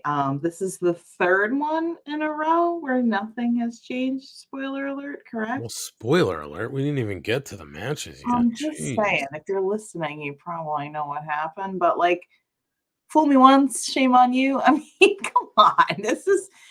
Come on. Something's got to give. Something's got to, shift around if you're going to have these battles. Something has to shift around a little bit to make it worthwhile. Because at this point, it's I don't want to watch another one of these again. Because it's here I am on my Saturday night talking about the show where literally nothing happened. It makes me really, it's very frustrating, You're 100% right, and I'm only pulling this up because I have a point to make here. Asian Joe says, rank the 5 Battle of the Belts from worst to best. Asian Joe, I bring that up because I can't, because none of them stand out to me. No. I mean, and I think, Schlong, we were talking about this before Mrs. Money popped on, and it was just sort of like a passing statement, so we weren't even really discussing anything, but I think belts only changed twice on Battle of the Belts or for the Belts, whatever they're calling this. I think 2 times out of 5 shows did a title change. It doesn't make sense. No, I mean, I will say this. I kind of liked it following Rampage in the sense of like kind of gave some nice little flow to it. It enabled them to do both live because it had been pre-recorded before, which is never good. So if they can keep that going forward, it might actually stand a chance of becoming a fun show. Yeah, I mean, I don't mind them doing that and even separating them with the little break in between, like the show cards and whatnot. But this is the perfect, like, if you're calling it Battle of the Belts and nothing happens, there's no reason for anybody to tune in. Like, this should be something that you're using, like, hey, we're booking it this way, and we're going to talk about the matches because there was a match on this card that, you thought could go either way, right? But it just, this needs to be booked in a way and cared about in such a way where you have to give people the idea that I can't miss this show because anything can happen and a title can change hands. And if I don't see it, I'm missing out on something. And they just don't do it. It's just not something that happens. Makes no sense. Like you were saying, it's like they know these shows are coming. These aren't a surprise. Like they can plan this stuff out months in advance with the storylines. So I don't understand why it's not being done. Not like I could do better, but maybe I could do better. But even if you're not planning it out months ahead, right? Like, put the fucking heavyweight title, put the world championship on the line, right? And I mean, you sort of booked yourself into a corner with that because the way that you're setting up MJF is he's not going to defend that title on regular television a lot because he's the attraction. He's got to get paid, right? Like, that's the character. So I get that. But they've been in positions before where they're like, we're going to defend the world championship on Rampage. And then Saturday night's Battle of the Belts. Why the fuck wouldn't you put it on Saturday? Put something else on the Friday. It's just, It's wild. Let's get into the show. There were 3 matches on the card for Battle of the Belts. And the first one was the Acclaimed in a no-holds-barred match against Jeff Jarrett, and Jay Lethal for the World Tag Team Championships. And, of course, going into this match, we did get the rap from Max Caster. He did reference January 6th. He also referenced Vince McMahon. Of course, if you're following the news, he had just reinserted himself onto the board on Friday. So, of course, it was going to come up. But it was a nice little rap by Max Caster, as we known and become used to. And then we get into the match. And Schlong, I'll say this. And Mrs. Money and Schlong, I'll say this. Sorry, I don't mean to exclude you, Mrs. Money. It's fine. For a match that I honestly really didn't have a lot of hope for because we just saw it on Wednesday, I actually thought this was a really entertaining match. And I liked some of the things we saw out of the heels that we really haven't seen in AEW before. Specifically, with the referees, where Jay Lethal climbs to the top rope. Jeff Jarrett's about to get pinned. So Jay Lethal looks like he's going to drop an elbow on top of Bowens or Caster, whoever's administering the pin. Instead, he drops it on the referee, knocks the referee out. It's no holds barred. You can't disqualify him. The second point was after Satnam Singh gets El Kabonged over the head and choke slams the Acclaimed. He choke slams the referee, which then leads to Sanjay Dutt putting on the shirt and trying to administer a 3 count, in which Ref Aubrey comes out and yanks him out of the ring and basically says, "You're not the referee."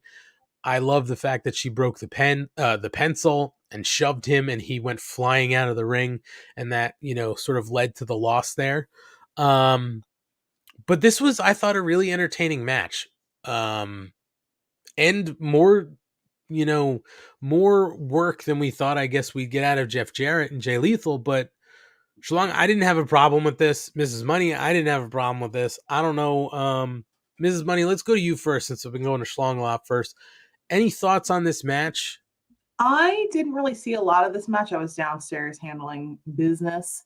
So I didn't really get to see a ton of it. But I do have a question. Do you think that Jeff Jarrett's going to be like a regular wrestler in AEW, or is this just kind of like a for funsies, quick one-off thing that's going on with him and Jay Lethal? Schlong, you want to take that first? I don't think so, because this year they're going to start to attempt to do house shows. Oh, And I think to the smaller markets, his whole point was, I think he did it on My World. I saw the quote written down, so I forget where he did it, but his point being, there's a lot of small markets that AEW will never host Dynamite or Rampage at, so they deserve to have live wrestling, so they do house shows, which is what he did at WWE quite successfully. Oh, okay. So my feel is that his energy, not that necessarily he couldn't still wrestle, but I think they haven't started yet, but they're paying him, so they're probably trying to get something out of him. But once his gig actually starts up, they're probably going to take him off of TV as much, because now you're going to use him for his actual office job. Okay, yeah, I wasn't sure kind of where he fit into things. If it was like he's going to be here for a month and do this fun thing and get out of here, or what, you know? Well, I think initially we all thought it was a one-shot deal to do Jay Lethal and Jeff Jarrett versus Sting and Darby, because like a couple of those guys, Jay Lethal and Jeff Jarrett worked Flair's last match, quote unquote, and get him in the ring with Sting too, right? Like, so Sting would have something to do with the pay-per-view. Clearly that wasn't the full plan, but I'm sort of in line with Schlong, thinking that this is just for now, since they're paying him. His real role is, on the back end of the company, behind the scenes, doing touring and live shows. So yeah, I think this is just for the time being, because they're trying to just get what they can out of him. He does bring heat. I mean, again, it's go away heat. Like, people just don't want to see him, so they're just really passionate and heated up about it. But reaction's a reaction, and people talking on social are going to be people talking about your promotion. So I get it, but I just I don't know. I don't think there's much more here. I think too, the other thing, Schlong, to go on top of yours, I don't know if he's going to have anything to do with Ring of Honor either. I don't think anybody mentioned Ring of Honor when he first came in, but maybe there's something in his role where he can help with Ring of Honor, because that's still something we don't know anything about. We know that they're going to put television on Honor Club, but we don't know if it's going to be a moving show. We don't know if it's going to be from a studio like in Orlando or something like that. So he could maybe help out with logistics there. Again, I don't know how the contracts are structured as far as like you're just here, just there, or both, but I have a feeling that he'll be super involved with all that stuff, way more than being able to wrestle. I'll say this: Kyle K. Sparks said, this is up to match 7 for him in the company, which is about 6 too many, given that I was okay with Full Gear as a one-off. Yeah, I mean, I hear you, Kyle K. Sparks, but I just don't get it. I don't have all the hate that everybody else has for him. Like I said, to me, it's just people are talking. And anytime people are talking, or Jeff Jarrett's saying anything, now that he's tied to your company, he's going to get you in the press. So this is it. This is sort of why you have him. Yeah, I mean, listen, I don't want him to be taking up TV time. There's a lot of younger talent that I prefer watching. However, I would be lying if I said I wasn't highly entertained by this match. This was a fun match with but a lot of that goes on the fact that the Acclaimed are so fun. Yeah. Like, they're benefiting from the fact that the faces they're going against, I'm really invested in. If they did the same match against a team I wasn't as invested in, I don't think like the Acclaim can go against anyone and I'll be into it. I don't think the same can be true against Jeff Jarrett and Jay Lethal. Like, I don't think they could go against anyone and I'll be into it. I think they have very select opponents. Right. But I mean, I could be wrong that he won't continue to wrestle, but I just can't see a man at his age, continuing when he has an office job that they have said they've hired him for. It just feels like, let's give him this fun little run. And in fairness, it has, once, if you can take it for what it is, I'll probably look back on it and be like, oh, that was pretty fun for that short run. But while we're in it, I'm kind of like, get the hell off my TV. But he's going to be having to book, road things and stuff like. I just don't think he'll. I think once they're actually in the heat of that, I don't think he's gonna want to wrestle too much. He's gonna have to travel to the house shows. He's gonna have to do all that. So like, Right. And I think the other thing too is, who are you going to be able to put in this type of match to help the Acclaimed look as good as they're gonna, you're gonna want them to look, right? Like Jay Lethal and Jeff Jarrett know what they're doing enough to make them look good, right? And they already make themselves look good, but you're just gonna help kick them up another notch. So I don't have a problem with this. I thought this whole match was fun, from the interruptions on the outside of the ring. Sanjay Dutt just continues to be really fun. Satnam Singh getting the guitar over his head from Daddy Ass and then double choke slamming, the Acclaimed and the referee. Like, this all just, to me, worked in one cohesive story of this match. I didn't have a problem with it. I thought it was a lot of fun. so one thing I want to point out, just to not even point out to address, is Kyle K. Sparks' comment of he is aggressively average. He's perfectly serviceable. You don't remember anything's done 5 minutes after it's over. So this is, to me, I do and don't agree with that. I think that's true for his actual matches. You will never look back and be like, this is my favorite Jeff Jarrett match.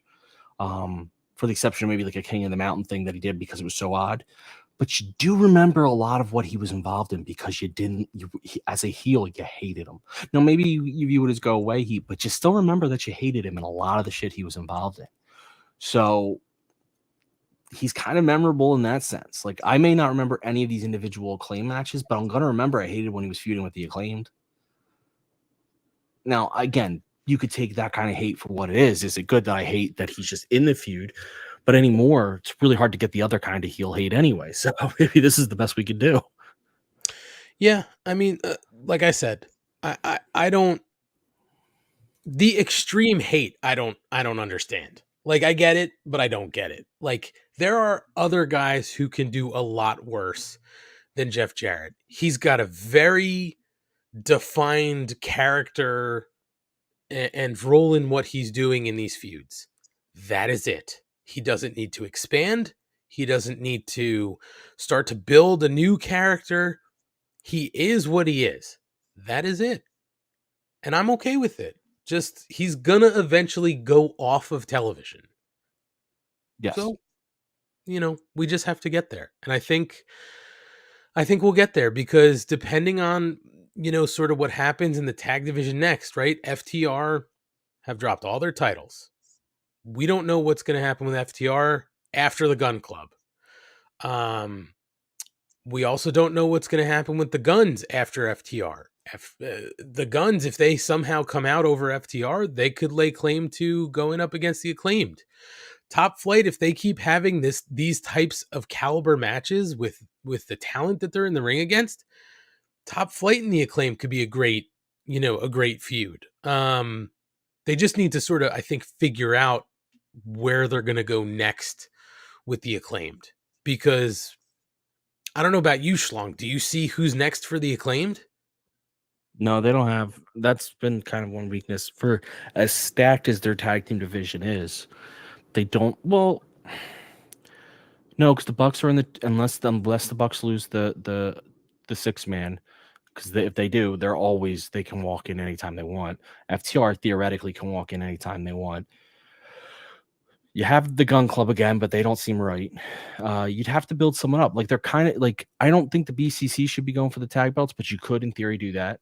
If you put Top Flight on a win streak, you could very easily turn them into it. But there's no one outside of like your first two teams of FTR and the Young Bucks that right now I'm like 100% could step in and do it. It's more trios now. I feel like trios are like the big thing. It feels like to me. Yeah, I mean, they definitely. The trios thing is so interesting only because they were sort of thrust into this situation where it was like, I guarantee you they had plans of what was next for the Elite when they took those titles, the inaugural sort of titles, right?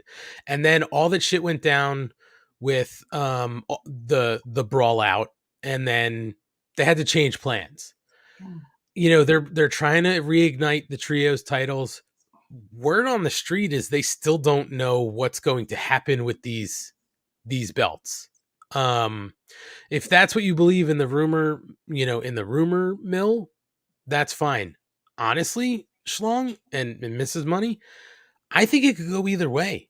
It just depends on where they're going to go out of this, right? If you give the elite the belts, you have to have something big for the elite after they take these belts.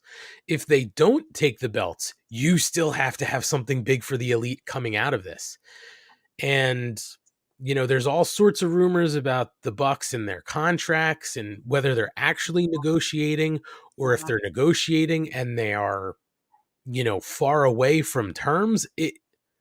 I don't know, but it's what bothers me, and I like All Elite. It's my favorite sort of, I'm going to call it quote unquote mainstream product out there today, only because I don't watch enough New Japan on a regular basis to really be invested in it.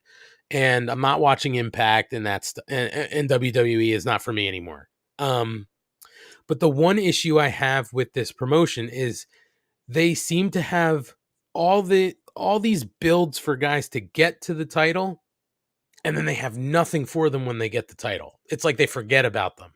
The only one right now is they have this thing with MJF and Brian, Danielson, and but beyond that, look at the tag titles. Look at Jamie Hayter. The trios. The trios are only invested in this thing now because the Bucks are back, right? If the Bucks weren't back, what the fuck would they be doing? Well, I'm gonna real quick. There's two things I agree, except they have kind of set up the House of Black first. The elite, if the elite win, they set that up with that one beat down. I agree, and I think that's where they were going to go. And then when the Bucks got suspended, the elite got suspended. That all went down the fucking toilet. I don't disagree with you there, Schlong, at all. No, but the beatdown came after the elite run suspended. When House of Black came back, they beat down and they targeted Cutler. No. There is that. I agree, but what I'm saying is prior to the suspension, I think that's where they were going to go. Like the House. Yeah, but I'm saying I still think that's where they're going to go. I agree. I think they're coming back to that. Yes.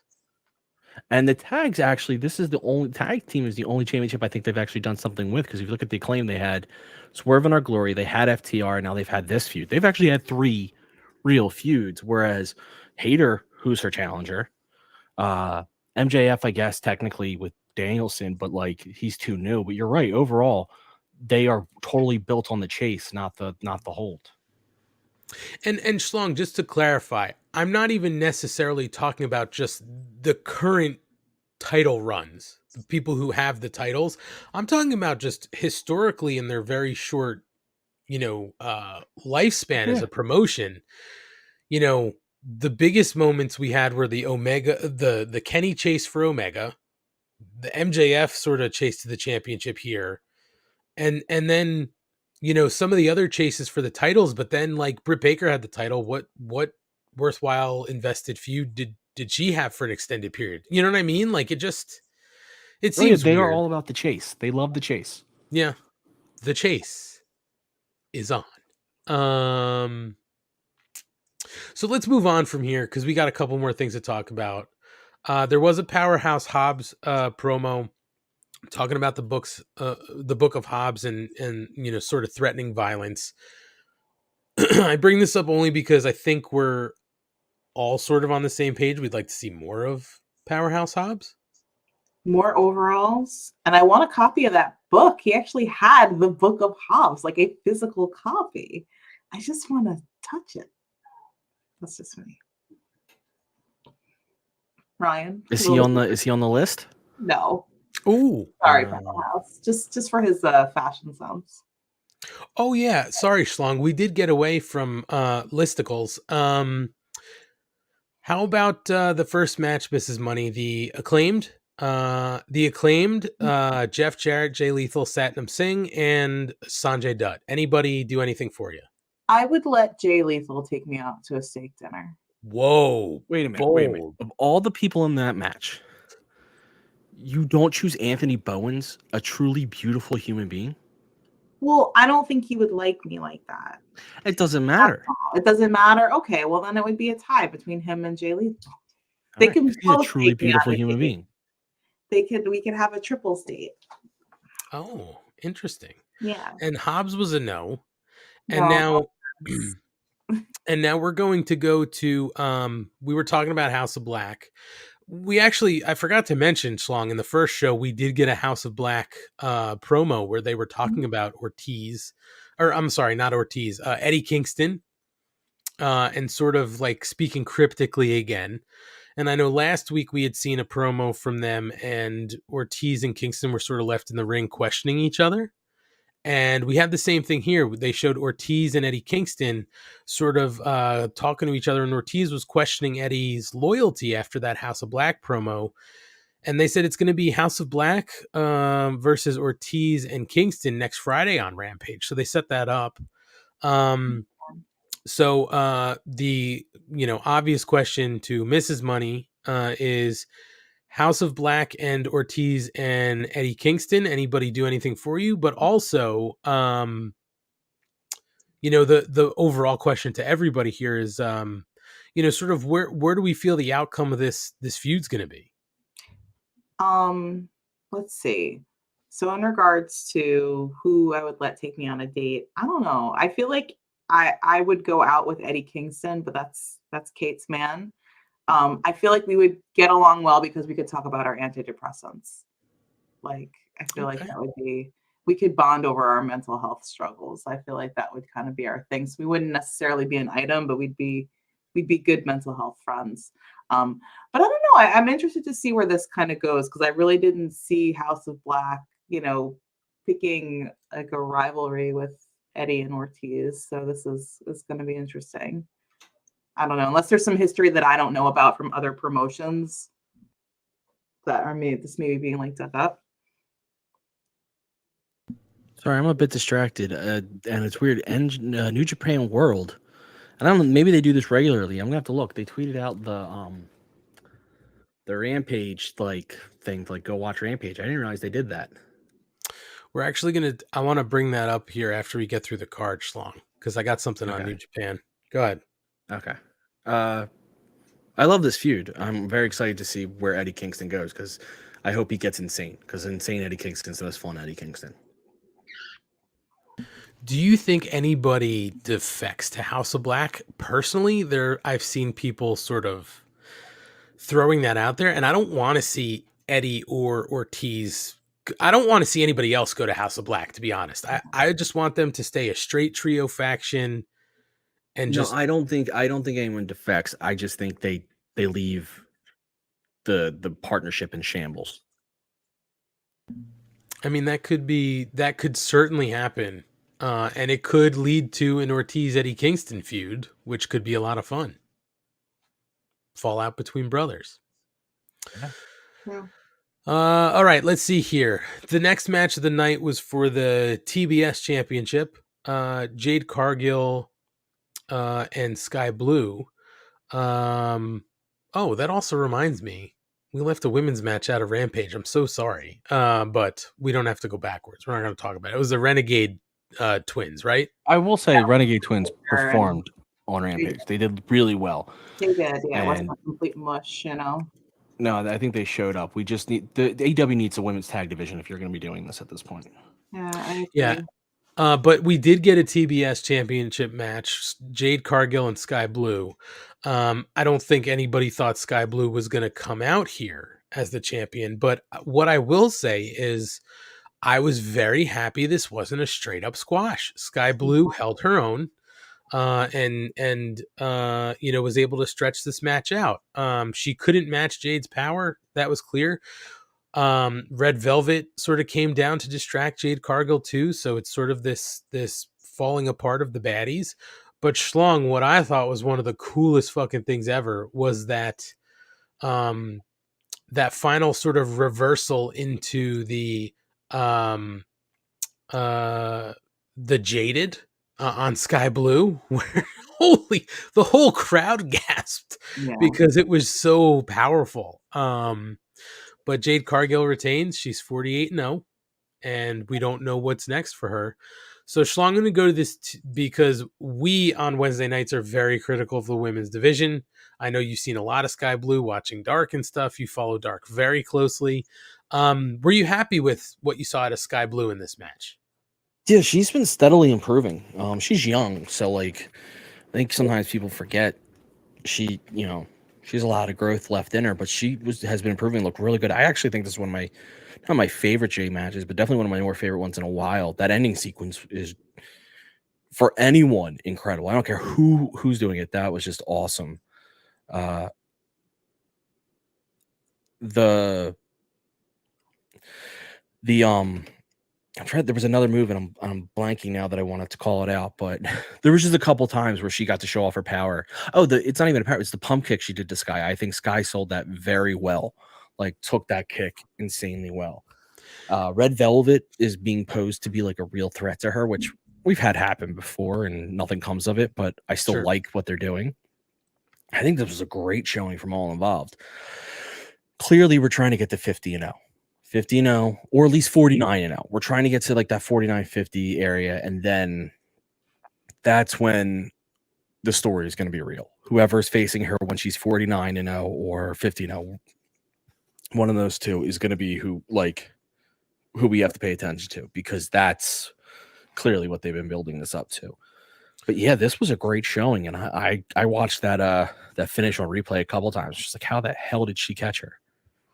Yeah, that was wild. And I actually want to come back to a point that you mentioned about 49 or 50-0. But Mrs. Money, your thoughts on the match? Because I know we've obviously on Wednesday nights have seen a lot of Jade. We've seen Sky Blue a bunch on Rampage and stuff. But we've often said sometimes like, man, we just want to see a little bit more out of Jade. Did you feel like we got it? Like this was the one where she needed to sort of, with an opponent who's also very green, sometimes that's where we see Jade fall apart. But she seemed to really do well in this match. Yeah, she seems, like she was more of the pro. I mean, I feel like they both looked really good. Like I've noticed in some of the women's matches, especially. I mean, I see it in the men's matches too, but I feel like in the women's matches, especially, camera angles reveal how poorly moves are done.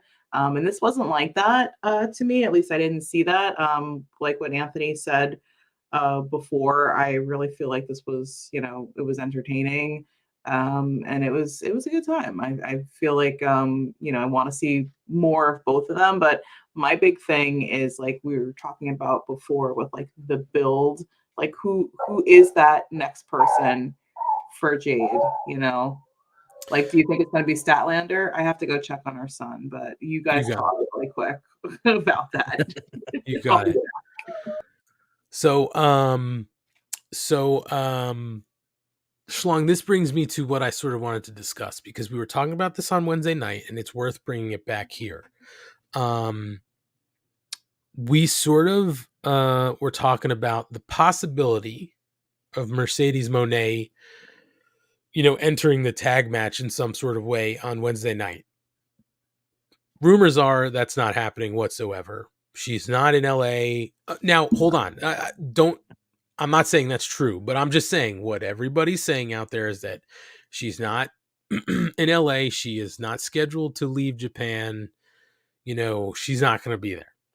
The other thing that's happening sort of within the rumor mills are that Mercedes is in no way going to be involved in AEW. Now, again, I think that goes hand in hand with what we're talking about for Wednesday night, but that also sort of leads to, what we all sort of were saying, she might take the TBS title off of Jade, right? That 49-0 or 50-0 sort of take the belt off Jade, give her first loss. That could be Mercedes. Now, they're sort of lining up Red Velvet, but do we really think Red Velvet could be the one to take the belt off her? I don't think so. But Schlong, could maybe they have been trying to do something with Mercedes and it's not going to happen, so now they're sort of plan B in it here? Here's the thing. They would have known Wednesday night that they weren't doing something with Mercedes. And what you don't do, or at least they would have known Wednesday night whether that was more of a possibility or not. And if it's not a possibility and it's not happening, what you don't do is have Britt Baker say, "I'm the boss," and wink at the camera. You just don't do that because it instantly, and then you don't in another pre-tape segment, because these are all pre-taped. You don't then have this really awkward, in a proper way, but awkward situation where Saraya chooses Tony Storm and have Sheeta look pissed off, have Renee look confused. They've done everything, and the only most of the people who believed it was happening before still believe it. Like everyone else, they all still very much believe it. Like all the Fightful people that I like still believe it. The only ones who don't seem to be Brian Alvarez and Dave Meltzer, but they haven't really Meltzer had to walk back his one thing because he said I talked to people in the match, and they're like, no, you definitely didn't. He had to walk that back because he definitely didn't, and he wouldn't give up his sources like that if he had talked to people in the match, because there's only 4 people you could then. But also, AEW is not talking about it from what I understand from everyone on the inside. And if that's the case, that leads me to believe it is something, because if it wasn't, they 100% would be putting out there, it's not happening, because you do not leave people still expecting this. So I love well, she's not in LA, she's in Japan. You know who's also in Japan or was in Japan as a couple days ago? Kenny Omega. Guess who's on the show next week? Kenny Omega. Yeah. I mean, you're not going to be in LA before you have to be in LA. But listen, I'm with you. I think there's always a possibility, and you're going to get people on every side of this who know that it's a surprise and will not lead on that anything is happening, right? Like you certainly don't want to spoil a surprise, and a big one like that. And also just on the Mercedes sort of tip, we were talking about it Wednesday night. It seemed like the pop in New Japan really wasn't there for Mercedes. Apparently people are saying that that's true. There wasn't much of a pop because maybe a lot of the fans didn't know who she was because they don't tend to watch WWE programming a lot. Yeah. But what I find fun about this whole thing is we don't know either way what the future holds. No, I agree with that completely. I just find it weird. It is, I will say, it was never been confirmed by anyone that it was happening. I found it weird when Dave Meltzer and Alvarez came out and 100% were like, it's not, because I'm like, wow, you're really putting a lot on the line. Absolutely. And the thing is, they've done that before and been wrong. So it's not like they've been 100% right. They've done that plenty of times in the past, because how hard is it to walk back and say, well, I was misinformed or plans changed. But Tony Khan was a message board guy. He was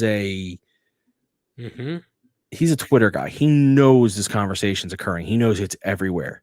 He knows that this is not a case of, well, if it doesn't happen, let them think it happens so they watch, and then it just doesn't, because he knows that's a bad idea because people will be furious. He would have killed this immediately if it wasn't her, in my opinion. I think he would have called up either put it out himself or called up someone he knows he talks to all those writers, and I think he would have put out 100% not happening. And then they could have come out and said it's 100% confirmed not happening, and everyone would have went away. The fact that they refuse to talk about it, it's one of the few subjects apparently that, because I was listening to Grab City today, and Will on Grab City actually has some pretty good sources besides his cousin who's Swerve. He talks to Tony and all that. And he was like, this is the one thing I can't get anyone to talk to me about. Yeah. That to me is telling in and of itself. If you're not talking, it means you think it means something's happening to me. Because otherwise you'd be like, no, she's not coming. Sure. Now, Mrs. Money, we were just talking about the possible, the possible, rumors of Mercedes Moné, aka Sasha Banks, for those who haven't been following. Coming or not coming into AEW. There's a lot of, talk on both sides of the street, right? She's not going to be in LA. She's not going to AEW. Her contract has nothing to do with AEW because it would need to lock her in long term, blah, blah, blah, blah, blah. I want your thoughts as a person who knew about Sasha Banks and everything she had to offer from her for WWE run when we were really watching that closely. Right. Having Mercedes come into AEW for you, the casual / as you said, shallow viewer, would that move the needle of that division for you? I think for a lot of people it would, but for you, the casual, shallow viewer, does she do anything for you? No, because I never really liked her much on WWE. I just didn't really like her character very much. And I feel like what moved the needle for me was having Saraya come in. Like that excited, that got me excited. I'm like, oh, okay, like I like her. Like she's really good at what she does. Like she's great on the mic, she's great in the ring, and like that kind of moved it for me. Like that's all I really needed. I don't think Sasha Banks could trump that. I mean, aka Interesting. Mercedes Moné. I don't think she could trump the Saraya debut to me. But and I think might disagree. I think the Saraya debut too had a much different twist because she was out for so long and people didn't think that she was ever going to be able to wrestle again. Yeah, now she is. That's great. So interesting to see both takes, but I don't think your take is invalid because I do think there are a lot of people who feel the same way. It's like, I was never into Sasha. I don't really dig her and the character. Sasha fans, I don't know. I feel like there are more Saraya / Paige diehards out there. Yeah, I will say this from my perspective. I think for the masses, it would definitely move the needle and help put that division on the map if she shows up in some way. Doesn't need to be hurt. No. She's the biggest or was the biggest free agent name out there, like on the market. And it's incredible that the WWE didn't see her money value because as Kate has said and Ryan and everybody on the Wednesday night show has said, it's for her, it's more than wrestling. She could be a movie premiere. She has been in major production. She was in The Mandalorian, did a pretty good job on that show. So she's more than just wrestling. There's a lot of eyeballs, for her to grab. But I'm sort of like with you, like I didn't necessarily love a lot of her stuff in the WWE. I think she definitely grew into what she was doing and got better, but it wasn't necessarily for me. I do see the value in her showing up in AEW. I love that we don't know either way and that it's all just posturing right now. And we'll have to see what happens Wednesday night on Dynamite because it will be huge news and splash everywhere if she shows up on Wednesday night. They'll own everything for the next 3 days. Unless Vince McMahon does something ridiculous. Well, he's already reinserted himself into the board and brought in 2 people and other people quit. So it's already crazy. And the stock went up, if you believe that. Anyway, let's keep moving on in this show. Stokely Hathaway cut a promo on Jungle Hook. What a fantastic name for a tag team. So they're going to get their match Wednesday night, one time only. Big Bill and Lee Moriarty versus Jungle Man and Hook. We also Jungle Hook. That's right. We also got to hype up next week on Rampage. Ruby Soho and Willow Nightingale cut a promo for a street fight against Tay Mello and Anna Jay.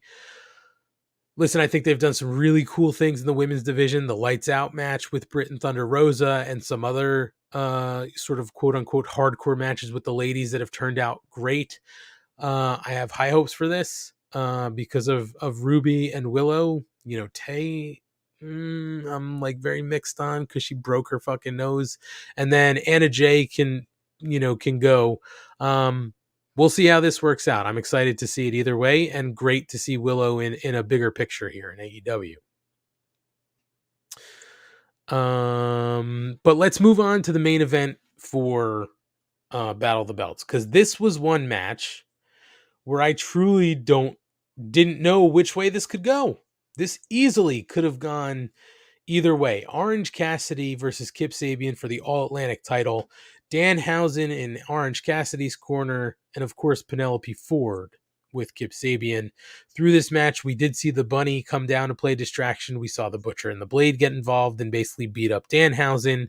The Best Friends come out to neutralize them.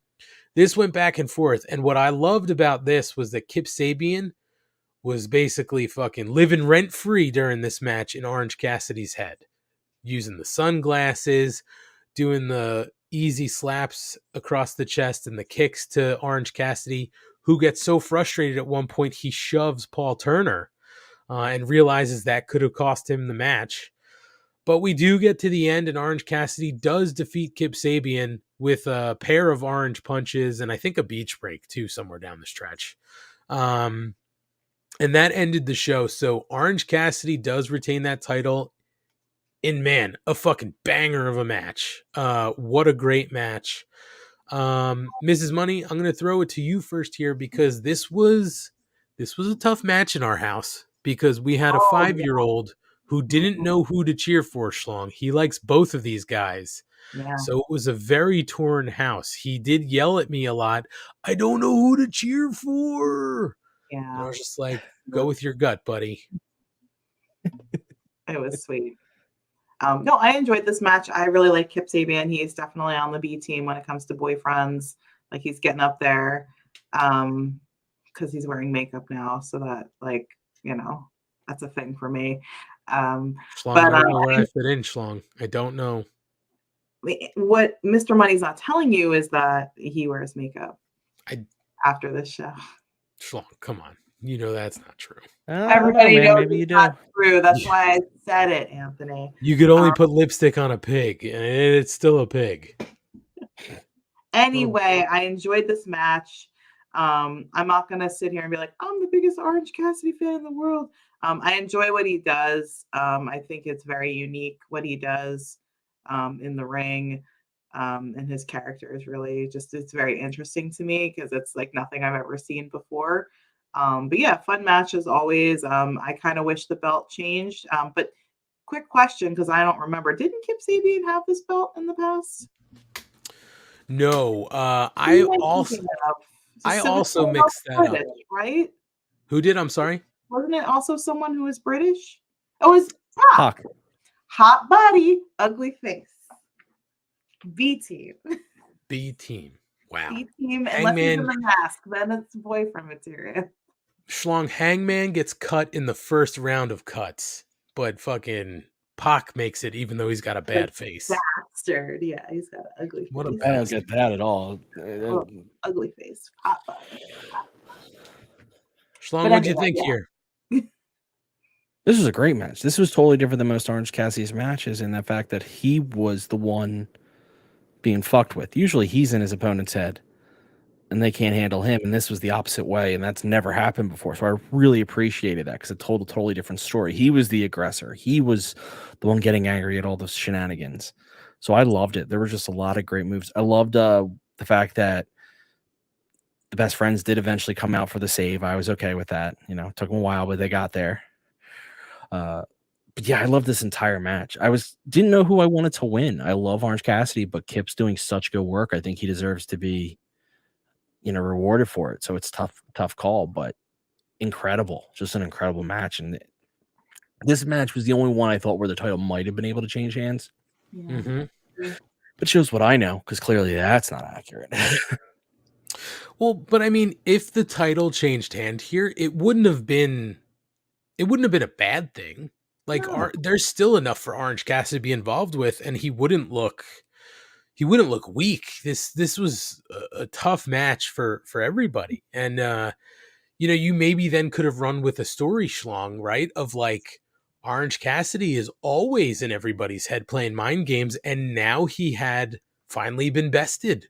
Kip was able to get in his head. Like Kip is the better, sort of mind game, player here. So, listen, I like this match a lot. I didn't mind either way. The outcome could have been what the outcome was, and it would have been great.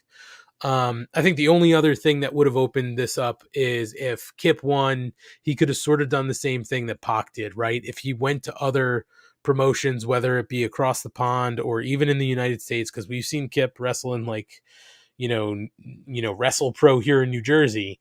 He could take that belt in other places and have it seen. Orange Cassidy's not really doing that. So that would have been the only difference here. But I like Orange Cassidy. I get the gimmick. I know a lot of people don't, but I like it. Love And it. we'll see what happens. But listen, this was the one thing we said, right? The belt could have changed hands. It didn't change hands. So this is another battle of the belts where 0 belts have taken place, changed hands. This is, I think, the last time it happened was 2. I think Kyle K. Spark said in the chat before. So now we've gone through the next 3 and nothing has happened. What I will say about this show is I think this is the first show I remember out of a lot of these specials where I felt the wrestling match quality was at least good. No straight squashes, the main event could have gone either way, and even in the matches where we didn't think the belt was going to change hands, like Jade and the Acclaimed, those matches, the quality was up. So I'll at least give them that. The quality was up, but wish they would do something with this special. Have a belt change hands. Or else I'm Just not once. doing these shows anymore. Well, we continue to do bonus content on these shows, and we're happy to do it, and also get some rankings from Mrs. Money. So, yes.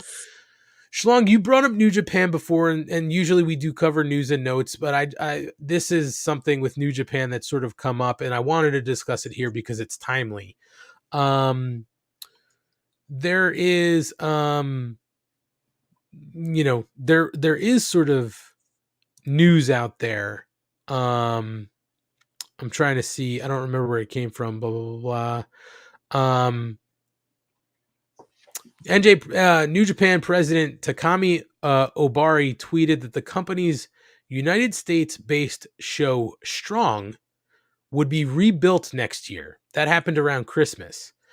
Now, Tanahashi has written in his latest blog post that Strong is coming to an end with the Nemesis tapings today, January 7th in Hollywood. The translation says hashtag NJPW. What the fuck just happened? Sorry, That's a weird hashtag. Yeah, wow. Hold on, give me a second. I had the page just totally refreshed and brought me away from what I was reading. Okay, hashtag NJPW Strong, which has been going on for over 2 years, will come to an end with this recording. It seems that overseas tournaments will be announced in a different form in the future. So Strong is produced with talent based out of New Japan's Los Angeles dojo, has its own storylines and set of championships. For those who don't know, it debuted in August of 2020, and often utilized talent who would have worked dates in Japan if there weren't, a pandemic, which included guys like Wheeler Yuta and Eddie Kingston. Schlong, we were in that Philly show and we saw them wrestling at New Japan Strong.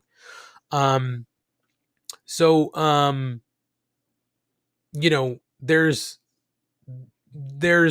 rumors out there. People are sort of saying like, could this, we were talking about this around the last Ring of Honor pay-per-view, Schlong. We were talking because Tony Khan had said, hey, there's going to be involvement from New Japan, and some other promotions. Could it be that New Japan Strong gets repackaged and put into the Honor Club? Well, that's kind of what he didn't say New Japan Strong necessarily, but he said there was going to be a heavy New Japan involvement in the Honor Club thing.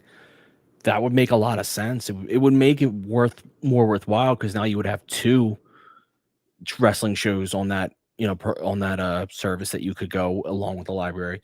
I mean, there's clearly some relationship that they have because it sounds weird, but World putting out AEW things seems like you'd be tying that all up. It wouldn't make sense to me. I would love it. I hope they do that, or just some like carryover of services, like who carries what. Maybe you can belong to both if you belong to one. I don't know, but it'd be very interesting to see because I think it's great that if they do it that way, it makes it a lot more palatable to pay $10 a month. I mean, it is when you sort of look at New Japan, and sort of the relationships they've had in the past, right? So they have a current relationship, a good one with Tony Khan. They did the Forbidden Door. They've had a lot of New Japan talent on television. A lot of AEW talent wrestled in New Japan and, wrestles now in New Japan and has in the past.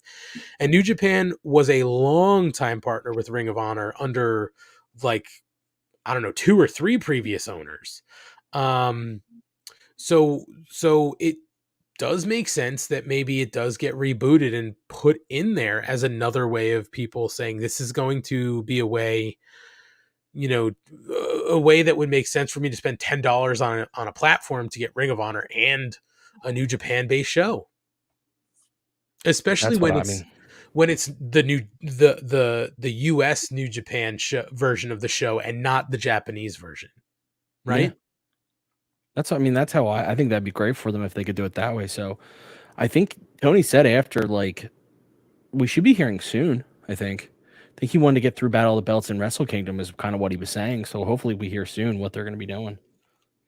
Yeah, I mean, I still haven't signed up for Honor Club. I plan to, because it's, to me, I just like it enough where I would definitely go watch some of that older stuff, as well as the new TV that's supposed to be coming. So, we'll see what happens. But Schlong, like you said, you saw it tweet out. I had that piece of news, about sort of the news that it was coming to an end. So, it'll be interesting to see. Hopefully, if this is all true, like you said, we'll get news coming here about Ring of Honor, but maybe even a New Japan show.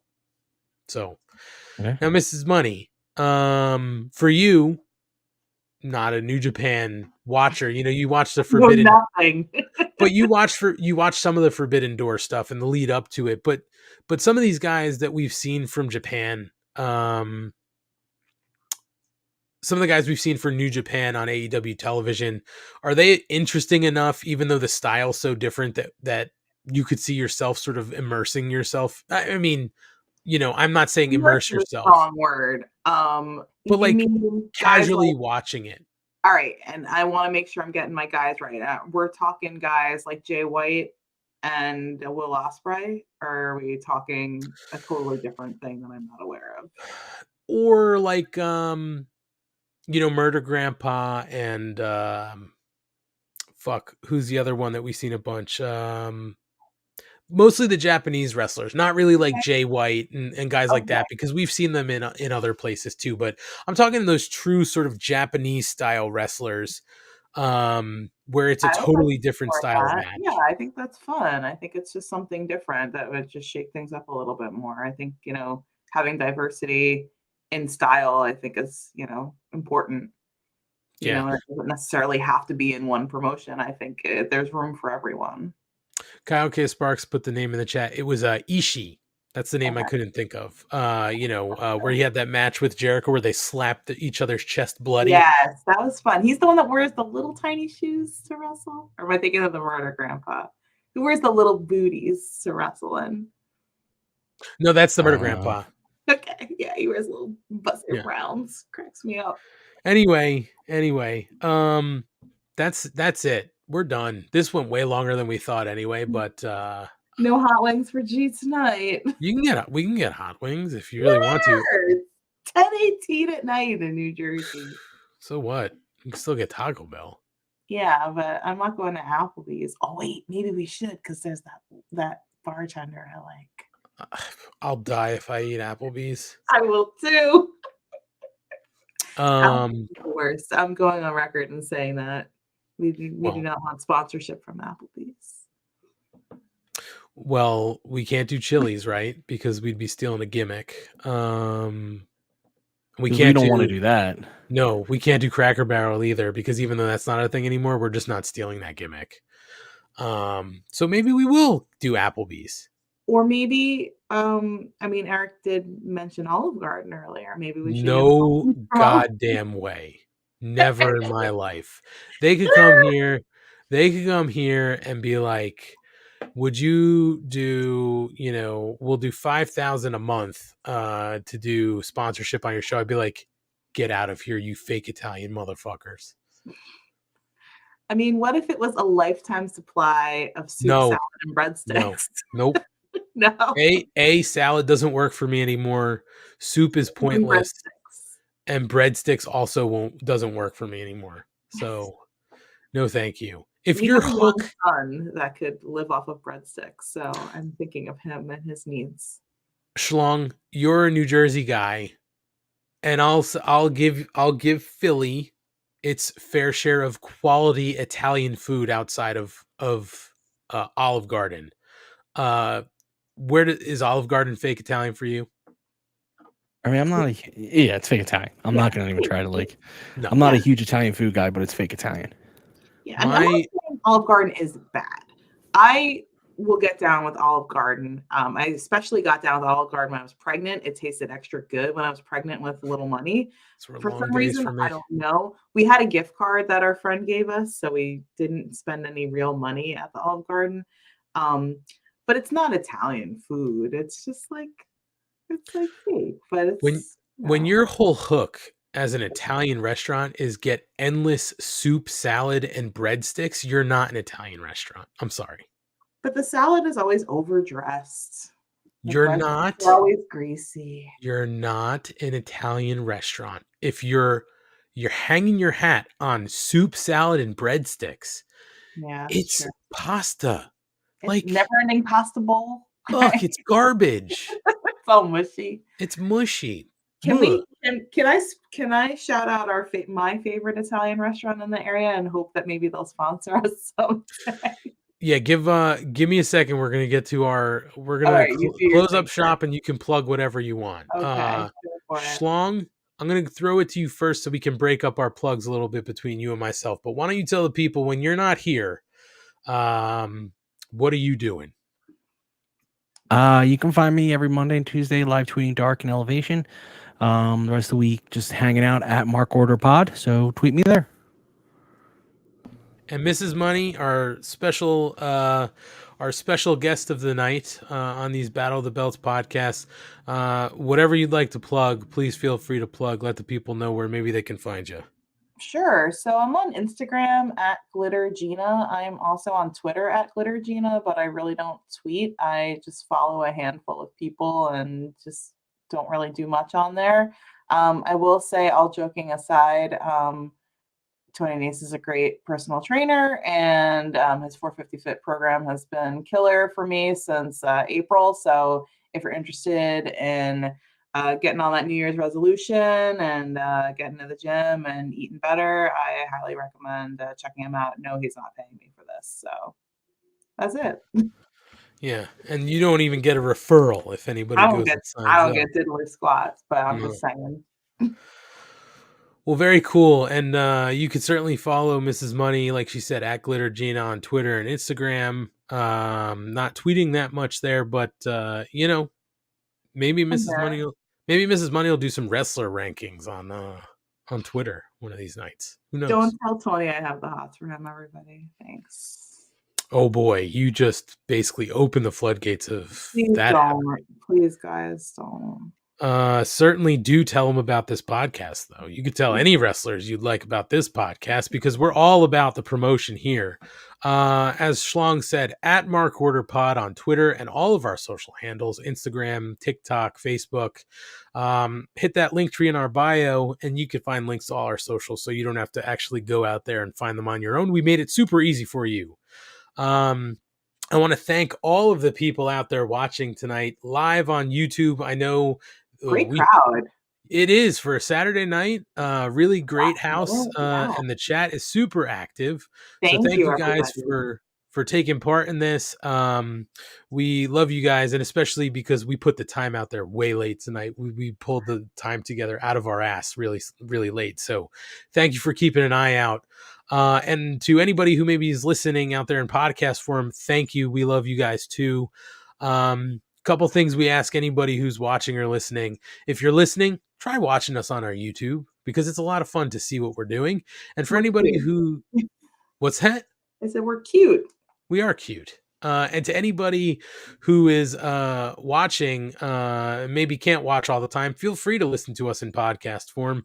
In any case, if you guys are watching or listening, it really helps us out if you could take a couple seconds out of your time to subscribe to us on those platforms, rate, review, like, whatever. That all helps us on YouTube and any podcast platform. So to those who can take a couple minutes to do that out of the goodness of your heart, we appreciate you and we thank you for doing that. The other thing is, if you'd like to help support us, we do have our brand new Pro Wrestling Tees store up. You can head over there now. They do have a New Year's sale going on until January 9th at 1 p.m. Eastern. Just use code New Year at checkout to get 20% off. And you can find our 4 shirts up there, a couple single-sided shirts with just the front print, and we also got a couple double-sided prints because sometimes we know that's what people are looking for. So if you would like to drop some of your hard-earned cash on us, we really appreciate it. And to thank you guys for that, we're giving you a call to say thank you and shoot the shit for a few minutes to anybody who orders a shirt. If you ordered a shirt and I haven't called you yet, we'll give you a call here maybe within the next 24 hours. So we'll get to you. Slide into the DMs with your number. No, do not. No sliding into DMs? I know who ordered the shirt. We're not asking for anybody to slide into the DMs with the phone number. We're not making calls to those people. The people who are ordering shirts definitely get a phone call because we can't believe anybody would willingly spend money on us. And it's just crazy that people want to support us like that. So thank you all. The other thing is, if you don't want to spend your hard-earned money, or you can't, whatever, feel free to hit up our link tree and get some free stickers. Hit the button, request your free stickers, give us your name, your mailing address, your country you live in, and your email, just in case you got elf stamps. We do have elf stamps we're going to use. But if you give us those things, your email, just in case you leave off part of your mailing address, we're going to send you out some free stickers. And also, because I'm an idiot, if you go to our link tree, you can also find our Pro Wrestling Tees store. But if you're not connected on social, or for some reason you can't find the link tree, it is prowrestlingtees.com/markorderpod. You could also search for us on Pro Wrestling Tees. So with that all being said, that's going to wrap our Saturday night. Ryan, thank you for joining us here tonight. Also a late edition. We weren't sure if you were going to join us or not, but I love having you on, pal, all the time to shoot the shit about wrestling. So thank you. And Mrs. Money, thanks for having me. Of course. Mrs. Money, thank you for doing the Battle of the Belt special again. And drinking your bubbly wine. You're out, so we need to refill. I need a sponsorship from Underwood Wine. It's canned wine and it's delightful, and I would love to be sponsored by them. So oh boy. Well, we are going to be back on Wednesday night with our normal Dynamite post show, so be sure to tune in Wednesday nights at 10:15 p.m. Eastern on our YouTube, Facebook, or Twitter. Or like the next day in podcast format. So we will see you Wednesday night for what should be a really fantastic Dynamite from the Kia Forum in LA. And who knows, maybe we'll have new trios titles holders in the Escalera de la Muerte match. So you'll see us Wednesday night. Thank you all. Have a great Saturday night, and we will talk to you later. Bye, everyone.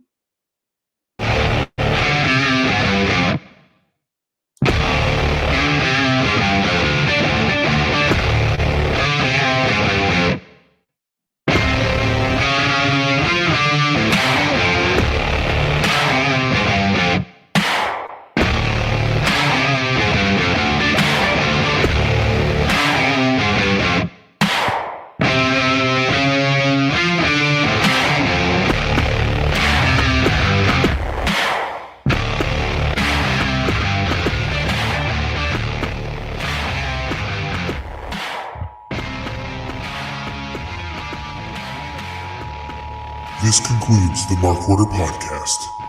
We now return you to your regularly scheduled programming. Join the Mark Order.